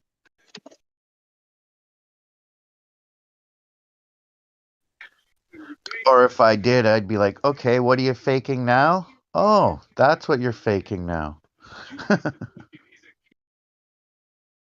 Yeah, exactly. So I don't know if you heard, but Boris Johnson is talking about possibly invading Wales.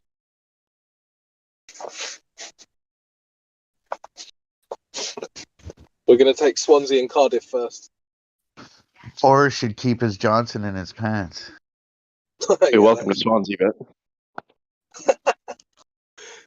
The English army will turn up and you'll be like, all right, lads, fancy a drink?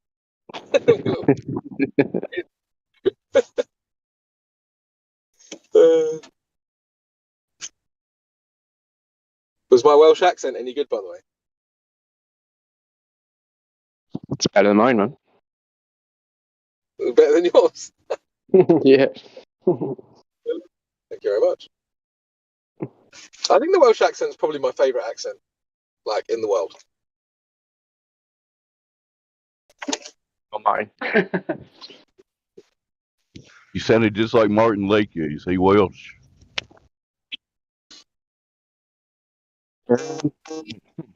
Anthony Hopkins is Welsh.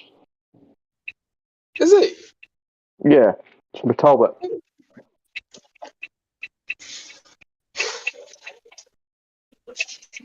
Catherine Zeta-Jones.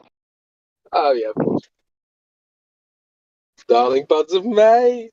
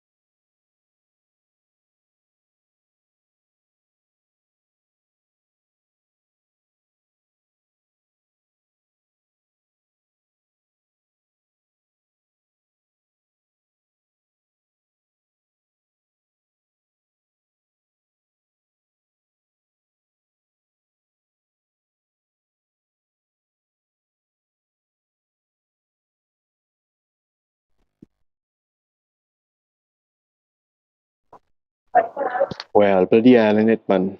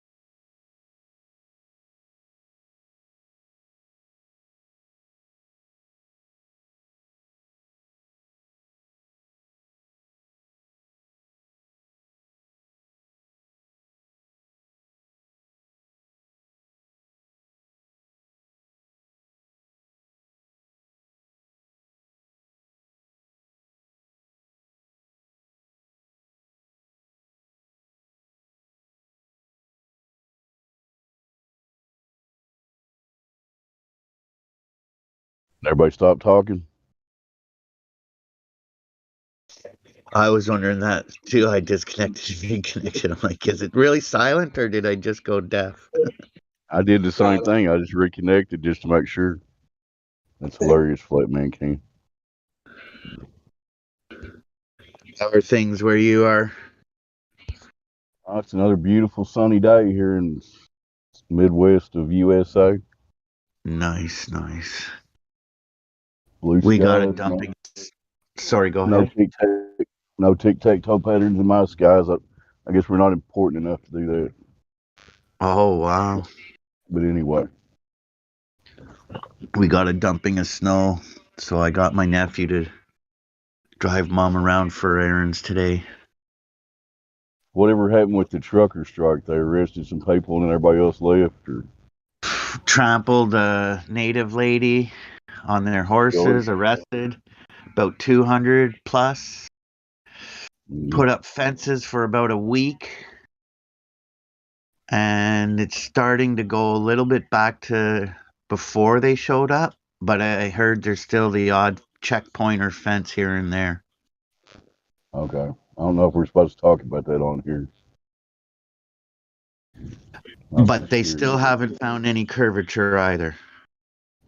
There's no curve, no spin, and no existence in gas pressure next to vacuum of space. That's correct. Yeah. I'll rumpus somebody. Go ahead.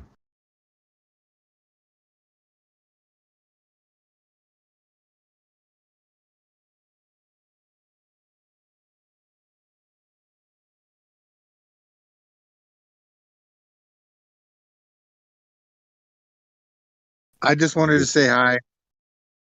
Oh. You're a globe denier, aren't you? Yeah, okay. Yeah, I'm one of them anti-science, flat earthers. You don't believe in science, bro? It's fucking science, bro. Yeah, I deny gravity. I'm one of those heretics. Oh my God. Somebody straighten this young man out.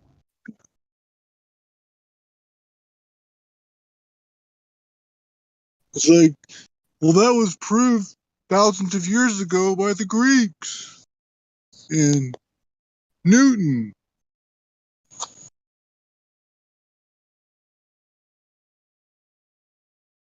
To quote REM, Newton got beamed by the apple good. Yeah.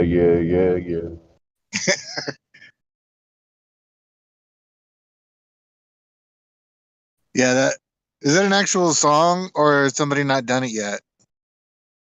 That's 1990 REM if you believe they put a man on the moon. Man on the moon. Oh, okay. Yeah. Awesome song. If you believe there's nothing up their sleeve, then nothing is cool.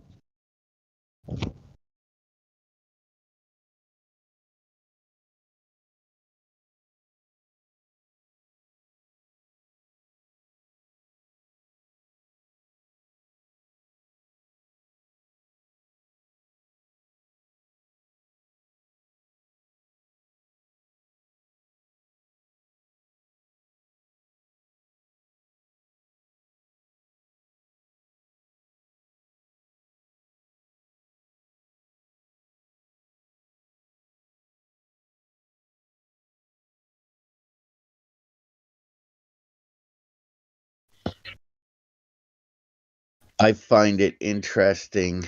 I know we're a little off topic right now, and unless somebody wants to ask questions about FE, I just like to say it's interesting how, as far as MSM, it seamlessly went from one thing to another thing, and they barely mention that other thing they've been talking about for a few years now. You know, odd.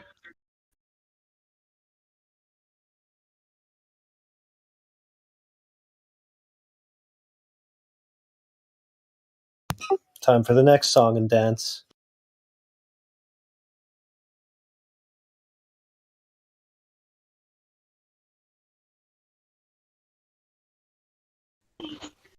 Like that's just how do you say it, like a sideliner's perspective of things. Things that make you go,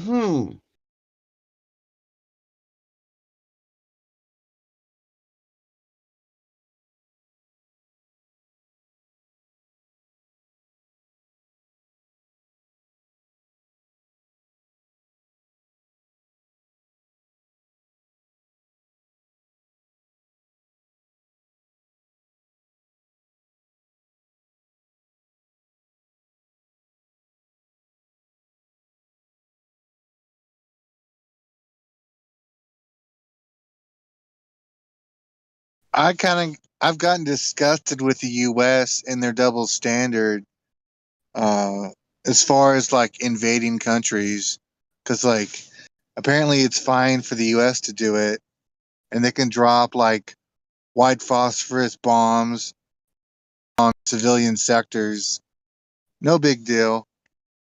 But like if another country does it, the world is ending, and you know the U.S. has to be the good guy. It gets old.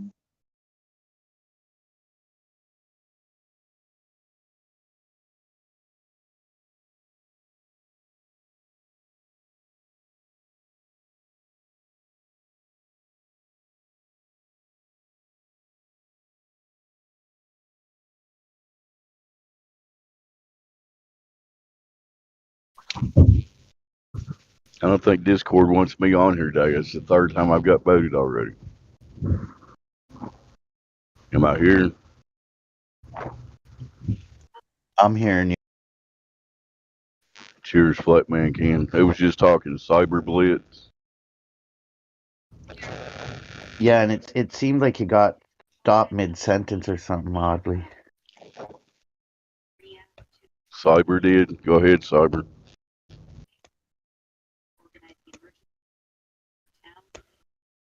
He might No, be it's just having... a little mini rant on the U.S. and their double standard of who gets to drop bombs on what country. And yeah. Yeah, that's all. Who knows what's going on with all that? If anybody's actually in harm's way, I pray for them, That's all I'm saying. Yeah. Amen. Amen, brother. But one interesting fact I did know is Ukraine has several ancient sites that maybe some people wouldn't mind if they got destroyed. That's just a coincidence, I was going to say, sort of going along with what Cyberblitz was saying, is that one of the things that really bakes my biscuits is how it put insert name of leaders here or government here. They do whatever they want with your tax dollars, whether it's invading a country or spinning a narrative of whatever. They just do whatever they want. Yep. And there's not just, it's not just the one or the other side that's against what's happening. There's people against what's happening on both sides, So it's just stupid. But to be fair, Flatman, they make sure all the children are not hungry and that everybody's got a house, right? Oops, no, they don't do that. Sorry. Yeah, the time they fixed everything. Yeah, they still haven't found that $1 trillion they misplaced on 9/11. So That was I'm sure like they'll find it eventually. 2.6 trillion, if I remember right. Just a little, Oh. that was just a little error, just a few accounting errors. But unfortunately, where all that information was, a plane flew into it the next day. So that sucked. Yeah, how inconvenient. Or convenient, I guess.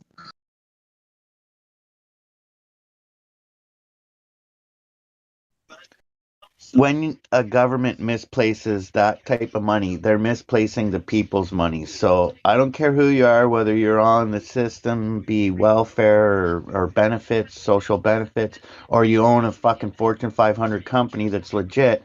If your accountant was misplacing $1 trillion fucking dollars, you'd be a little upset, I think.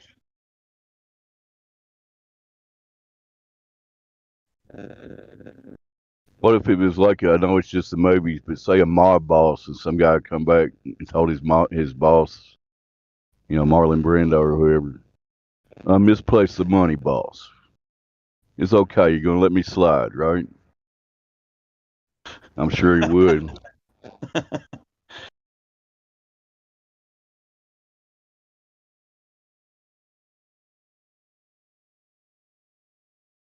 Thing is, when the country loses the trillion, the people are just like, oh well, I guess they misplaced it. I have a feeling those trillions are the same place where the telemetry data is. NASA lost. So, yeah. But bump.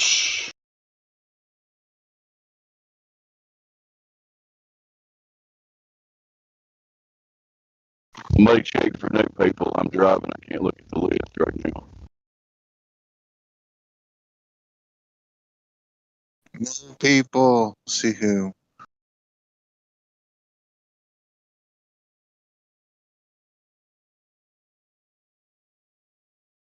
I don't see any new people right now.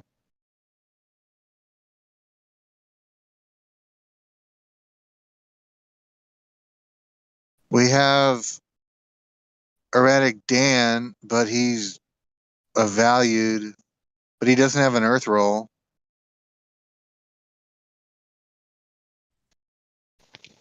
Well, that's an achievement in itself if you can get valued without having an Earth roll. That's pretty cool. Yeah.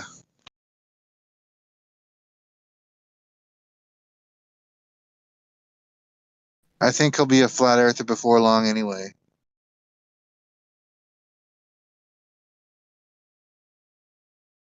Guess he doesn't want to speak up right now. He's busy or something. Flat Earth Solar's here. I think he thinks he lives on a spinning oblate spheroid that exists in the middle of nothing. Don't you, Flat Earth Solar? Absolutely. How did you guess? I had you pegged, man. I'm sorry. Well, it's the only logical answer. Consensus says the whole body of science. I understand if everybody else thinks so.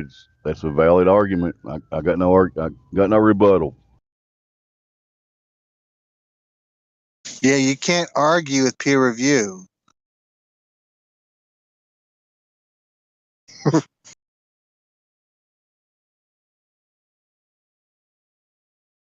Mm.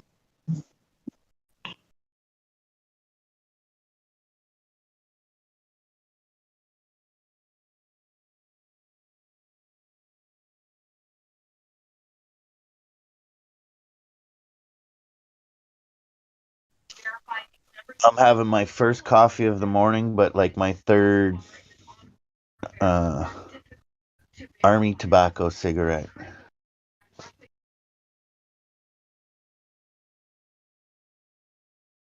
So is Army tobacco a special kind of tobacco? I never heard of that. Yeah, this particular one's called Gorilla Glue number 4.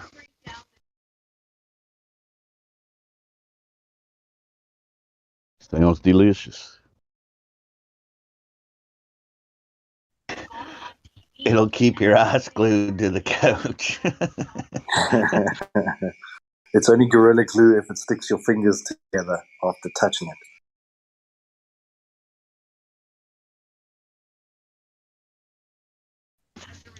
Oh yeah, there's plenty of sticky icky out there, yeah. I think that would be more plausible for why we stick to this ball than the present narrative.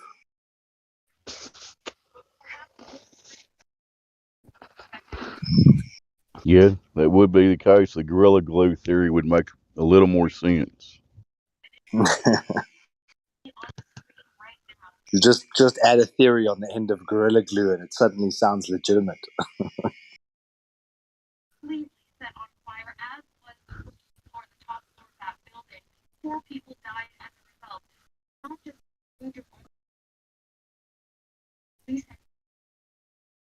So Dave, why do you think Why do you think you live on an oblate spheroid? Well, rewind my mind to like 7 years ago when I was 52 years old. I was convinced I lived on that thing, and what was my main reason at the time? Let's see. It was consensus, I guess. Just everybody, it was one of those given facts of life. You got to pay taxes, and we live on a globe, right? Mm. But then I actually scrutinized the claims of the globular concept, and it fell short, to say the least.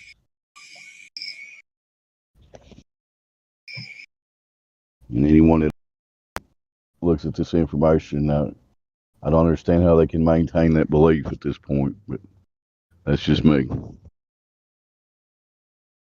And what was your very initial encounter with this topic? Was it Eric DeBay's 200 Proofs? Was it Mark Sargent? Or what? How did you DeBay was the first channel I actually watched every video on his channel at the time. This is early 2015, but the first video I actually saw was Math Powerland's. I forget the name of the video, but it's the one where he's standing up at a comedy club. Yeah, photo painting. And he just made that one statement he makes about, if for 500 years we thought it's a ball, we haven't been up far enough to check it out. It's okay, it's a ball. But what if when they really went up there to check it out, would they come and they really wasn't? Would they tell you? And that question really triggered something in my mind, And he was like, "And you've never seen it from this viewpoint. This is something that no one on the earth has ever seen with their own eyes. The picture of the ball floating in a black background. Exactly. But yet we claim it as though we had personally encountered it. And like you said, when he said, we haven't invented the airplane yet, it's a ball. We haven't even gone to the North Pole or the South Pole yet, it's a ball." Like all these little things throughout. And then in the last 100 years, suddenly man's become intelligent enough to not only measure the distance to every single pinprick of light in the sky, but to know exactly where we are in the universe in 100 years. Isn't that remarkable? Great achievements of the technologically advanced of this past century, right? It all kind of blows up in your face when you see all the bullshit. But that was it was taking you down a logical path. They said it's a ball 500 years ago, allegedly, but when could they actually prove it? When could somebody actually visualize it? And if they went up there and saw what was really there, would they actually tell you if it wasn't a ball? But what set you on to Matt Powerland or Matthew Boylan?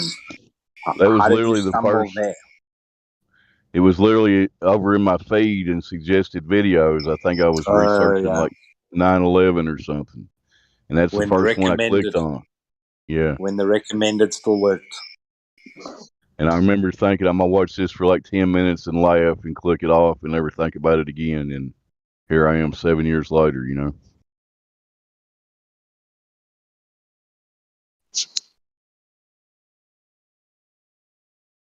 So what was your first experience in this, Solar? Yeah, my introduction was 200 Proofs. Earth is not a spinning ball. And I've got a friend who's very into all the conspiracies, and he had been for many, many decades. And I always kind of took everything he said with a little bit of a pinch of salt, thinking like it can't really be the way that it is. I was not conspiratorial at all. Like I knew 9/11 was a fake thing from probably late 2000s, maybe 2007, 2008. I kind of knew, 9/11 didn't happen the way that we were told. But pretty much everything else was kind of, if it's conspiracy, it means it can't be proven. Like if they're putting it in that category of conspiratorial, it must still be pretty much like a 50-50, you know? And I always thought, why does this guy always want to go and explore the 50% of like the negative side, you know? And he came to me one day and he said to me, do you think because water is level, the earth could be flat? And it was literally kind of like that scene in the Matrix where Neo wakes up out of that little chamber ball thing that he's in and he starts pulling all those ports out of his head. And then he looks to the left and right. It's like, as he said that to me, it showed me something that I think I've used as kind of my barometer since then, that truth has a certain flavor or a certain taste to it. Someone says something and it's just like, yeah, that seems about right. Like you get this vibe, this feeling. It's like a certain flavor. I know You can just exactly what you're talking about. Yeah. You know when And when you hear it, yeah. Yeah, and when he said that to me, it was like those scenes in the movies where they do that forced perspective thing where everything is suddenly quick and then it goes dead still. And you're just on that person standing in the middle of a busy room. We were at a get together with about 50 or 60 other friends. I think it was someone's birthday or whatever. And he said that to me. And I think for the next 4 hours, I didn't move. I think I remember just standing there and like everything moved fast around me. And my brain was starting to go through all the things that I'd thought of prior to that. So I'd often thought, like, on this orbit that the Earth goes around the sun, what would happen if just one of the planets tugged us out of our orbit by just a couple of degrees? All the liquid water would instantly freeze to ice. Every plant species would die instantly. And I would go year after year wondering, like, I wonder if our orbit is ever going to change, and that's because I grow bonsai and I do a lot with plants. So I've got certain species that if they drop below zero, they're dead. Like your ficus species and your equatorial type species. If they go below zero, they're dead. So when it gets to winter, I have to bring them all inside and care for them and wrap them up and look after them and all this shit. And I always thought to myself, like, what happens if this winter we drop to -5 or -10? Because, you know, the distance from the sun. That was when I was still thinking that distance was the reason for temperature. And then I just remember standing there thinking about all these little things that I'd always thought of. And then he said, you've got to watch this Eric Debate 200 Proofs. I went home. I think it was the first time that I'd ever watched a 2-hour YouTube video. And then I binged watched everything I could find. I think it was about October 2015 or November 2015. So by that point, Jeranism had started his channel. Mark Sargent was starting to do the Flat Earth Clues. But it was like right at the beginning, he started his channel like, I don't know. You know, if I'm wrong, come tell me why I'm wrong and I'll change my mind. But this is the way I see it. And he started putting forward these things. And for me, 200 Proofs, I pressed pause at every single claim. So when it was claim 1, we see too far, we see lighthouses at these distances. Press pause. Go start researching. How far do you see this lighthouse? How far do you see that? Then I'd press play again. Watch the second point. Water's always level. Okay, go check. What's the physics of water? How do we measure things with water levels? How is hydraulic pressure influenced? Next point. And systematically, I went through those 200 points. By the time I finished that video, I was like, the Earth is flat. Like, this is the craziest thing. And I went to all my educated friends and said to them, if they can just sit through this video, at the end of it, they'll also have the realization I did. That it's definitive. There isn't even a question mark here. This isn't like here's one photo and if you kind of close one eye and look at it in this way, it kind of looks flat. This is like the fundamental basis of this entire realm is level, so much so that we call it sea level for 70% of the surface. and that's a single level, single dotted line to which every elevation is measured against. And it was just like, holy shit.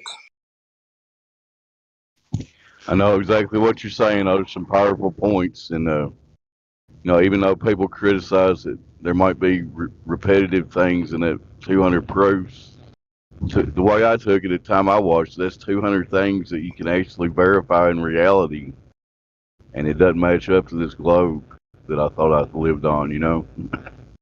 Yeah. So I know what you're saying. Great story. What I appreciated about Jeranism was he wasn't afraid to let people know how the Bible points to a flat stationary earth, but that he doesn't need the Bible to prove it. So it took the religion or the cult angle out of things, you know what I mean? Yeah.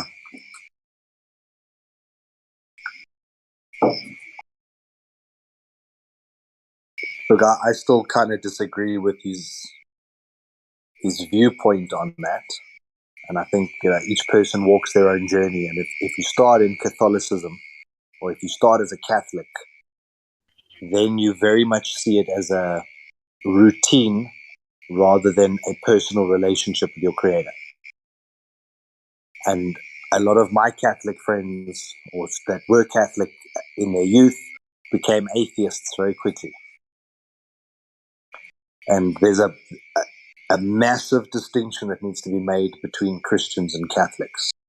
But the world likes to lump them together, because then all the atrocities that the Catholics persecuted in burning people and tying them to stakes along the streets, that was the Catholics. It was never the Christians. The Christians were willing to die and martyr themselves to try and make a statement. They weren't trying to kill others. It was always about a loving, peaceful thing. Now, with Jeranism, I kind of followed that same journey. And this is the thing that when I went to my church leaders with this information and they laughed me out of the room, I said to them, this entire system is designed that you go to school and in one class they tell you, here's the scientific answer of how evolution occurred. And then we had, back in those days, there was still like a religious studies or like a Bible study kind of class, where in the next class they would say, all right, God created the earth and this is the creation story. And I would sit there thinking, like, why are they teaching us two opposing stories, one lesson after the other? The one says there's this big bang and everything just exploded, but then stopped exploding and moved back in on itself just enough to form certain balls of gas and certain balls of rock. That's their story. And the other story is in 7 days, he created everything. In fact, 6 days, and he rested on the seventh. And I always thought, like, why this juxtaposition of here's a fact and here's a belief? The fact is evolution, and the belief is a creator. And by your teens, most of my group were all moving away from the religious side of it towards the atheistic side, whereby everything can just be explained through natural causes, natural selection, with enough time and enough evolution and enough primordial soup, I can make you any animal. And as that started to sort of sink in and perpetuate sort of through the population, then I watched the atheistic numbers skyrocket. And like Jeranism, when he came to this topic, he was very anti-Christian, any anti-Bible. If someone mentioned Bible to him, he's like, I'm out of here, cheers. And I know a lot of friends like that. So that's why I agree with the point that you made, is that by him taking that cult angle out, he was able to actually get people to seriously look at the information, not just instantly dismiss it as being a religious belief set. But it's funny how they always want to smash the two together. And even now with this whole TV hoax that we've been going through, it's like if you now say that medicines are bad, then, oh, you must be a flat earther, and you must be a 9/11 denier, and you must be a science denier. They're sort of cramming all of these terms together to try and make people feel like they're mentally unstable if you start to think one of those.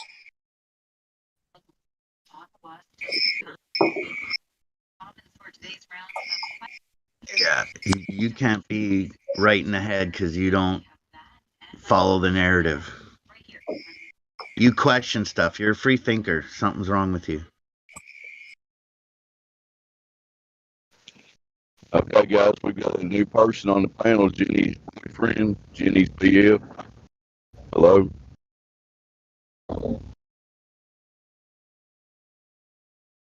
CC verified. You got to control your mic. You want to at least say hi.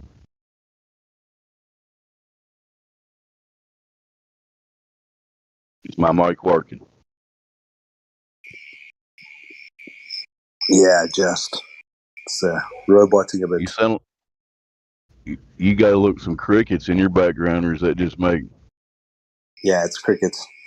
Okay, is it real crickets? Yeah, I guess it's mating season or something. Sounds cool. It's like a little back to nature thing. Jenny's boyfriend, last chance. Do you want to at least say hi?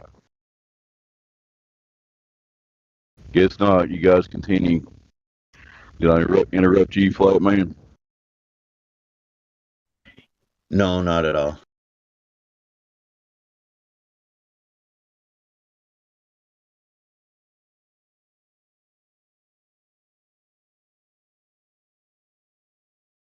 So what's your most preposterous thing about the globe religion?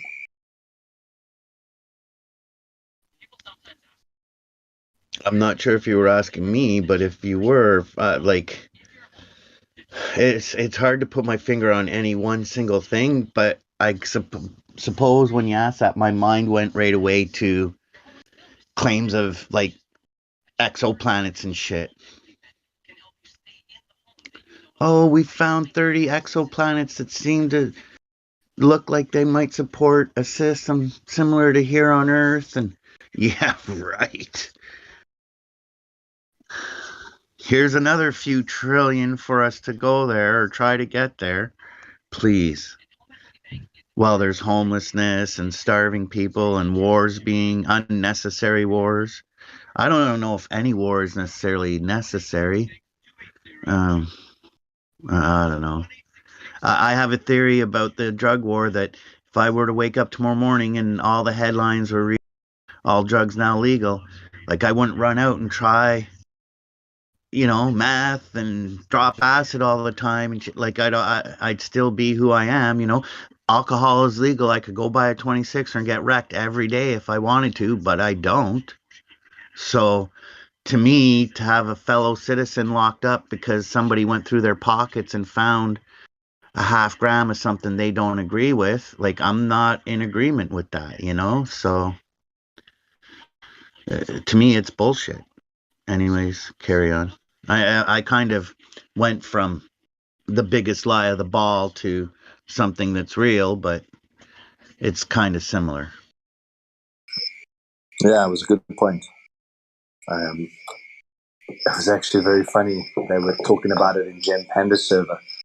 They were trying to, remember that South American team that said that they had found that it was convex Earth, and then they did all these like scientific experiments, and then all the flat earthers, or quote unquote scientific experiments, all the flat earthers like launched the information saying, look, it's been definitively proven. And then later that week, it came out with the videos of when they spoke to an alien called Bilu. Do you remember that? Yeah. Oh my god. So they brought that up in Gem's server, and they were saying, how retarded are the flat earthers that we believe in aliens? And I said, but actually, it's your religion that believes in the exoplanets and these little large-headed, tiny-bodied gray things that come and visit us from the stars.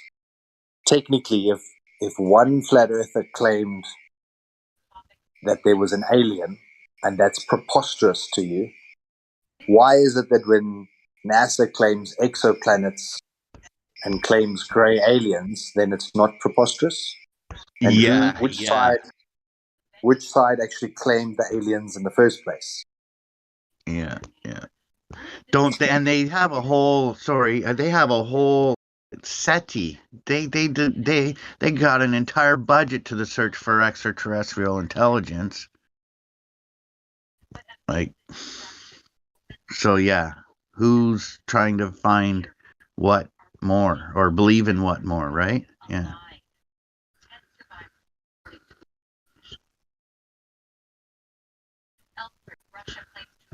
I like this one. I'm just posting right now in the live stream. Sorry.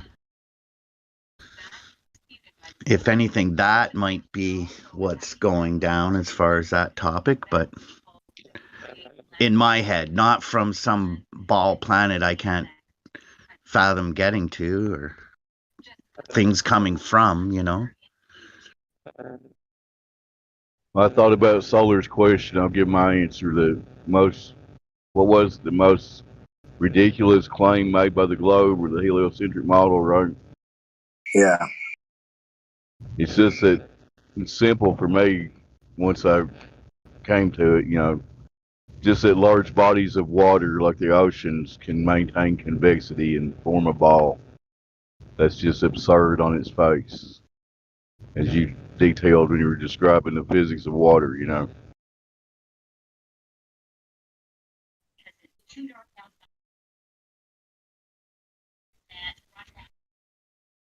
Even when you see that, sorry, Dave, if I'm interrupting you, even when you see that balloon thing with the streaming water and they put the balloon near the stream coming out of the tap and the stream starts bending, it's bending, it's pushing away from the balloon. It's not pulling onto the balloon to curve onto the balloon, so if they were trying to claim static electricity or whatever is bending it to keep it on the ball, no, because when you see that image, the static is pushing the water off of the balloon.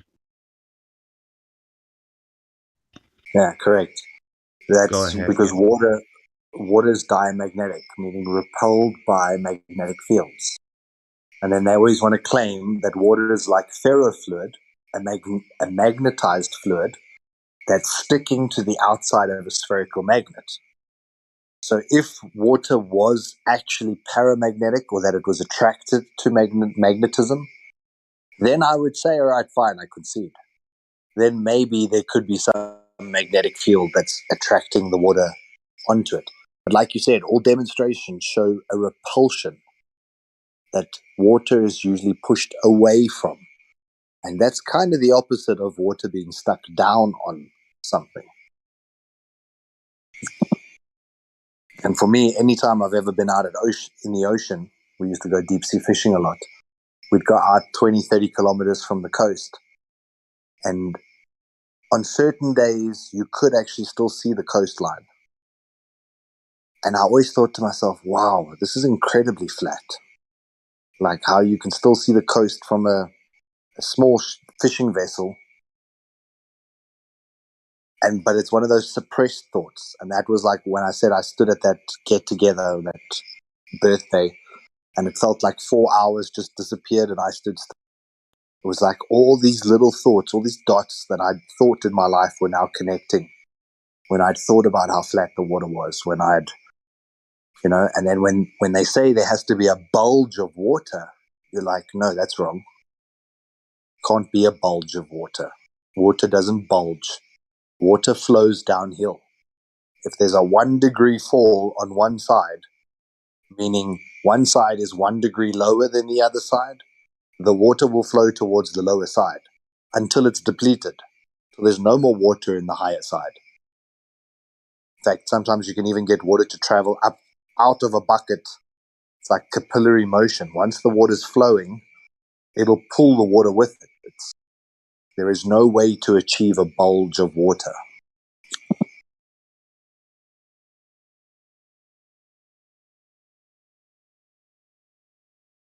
Well said. That is correct.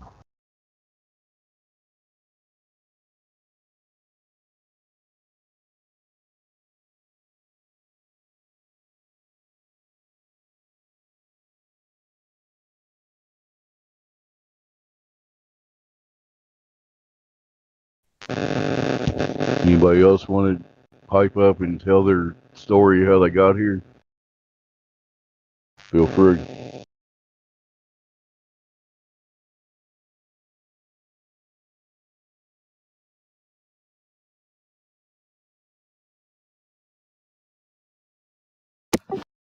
I thought I'd watch some flat Earth videos one day for a laugh, and then it got real, and now it led me all the way to here.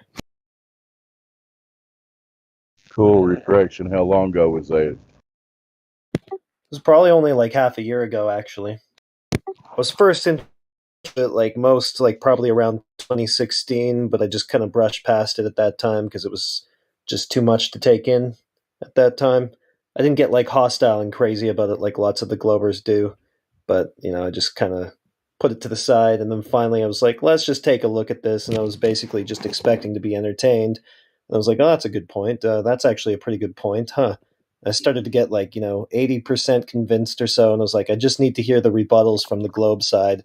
And I listened to like some McToon debates, and I was like, well, that guy's got nothing, and so I guess it's definitely not a Globe, and that's it. So just a little over a year into this, so have you went through that phase where you just assumed everybody in your family, in your real life, would just accept what you're telling them? That it's so logical. Why can't they see it? I went through that kind of phase. I'm just curious if you did. I didn't really, because I was already fairly red-pilled on most other subjects and knew that they would be resistant to like hearing truth about any of those. So this is just another one of those, basically.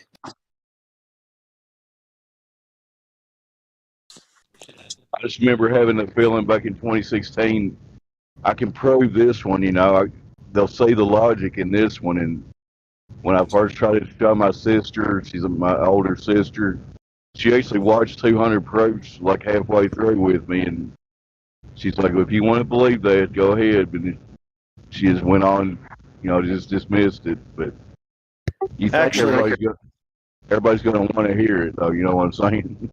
yeah, my caught on in 2016. She became a flat earther then, and she tried to flat pill the rest of us.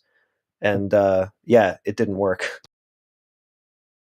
Especially didn't work on my parents.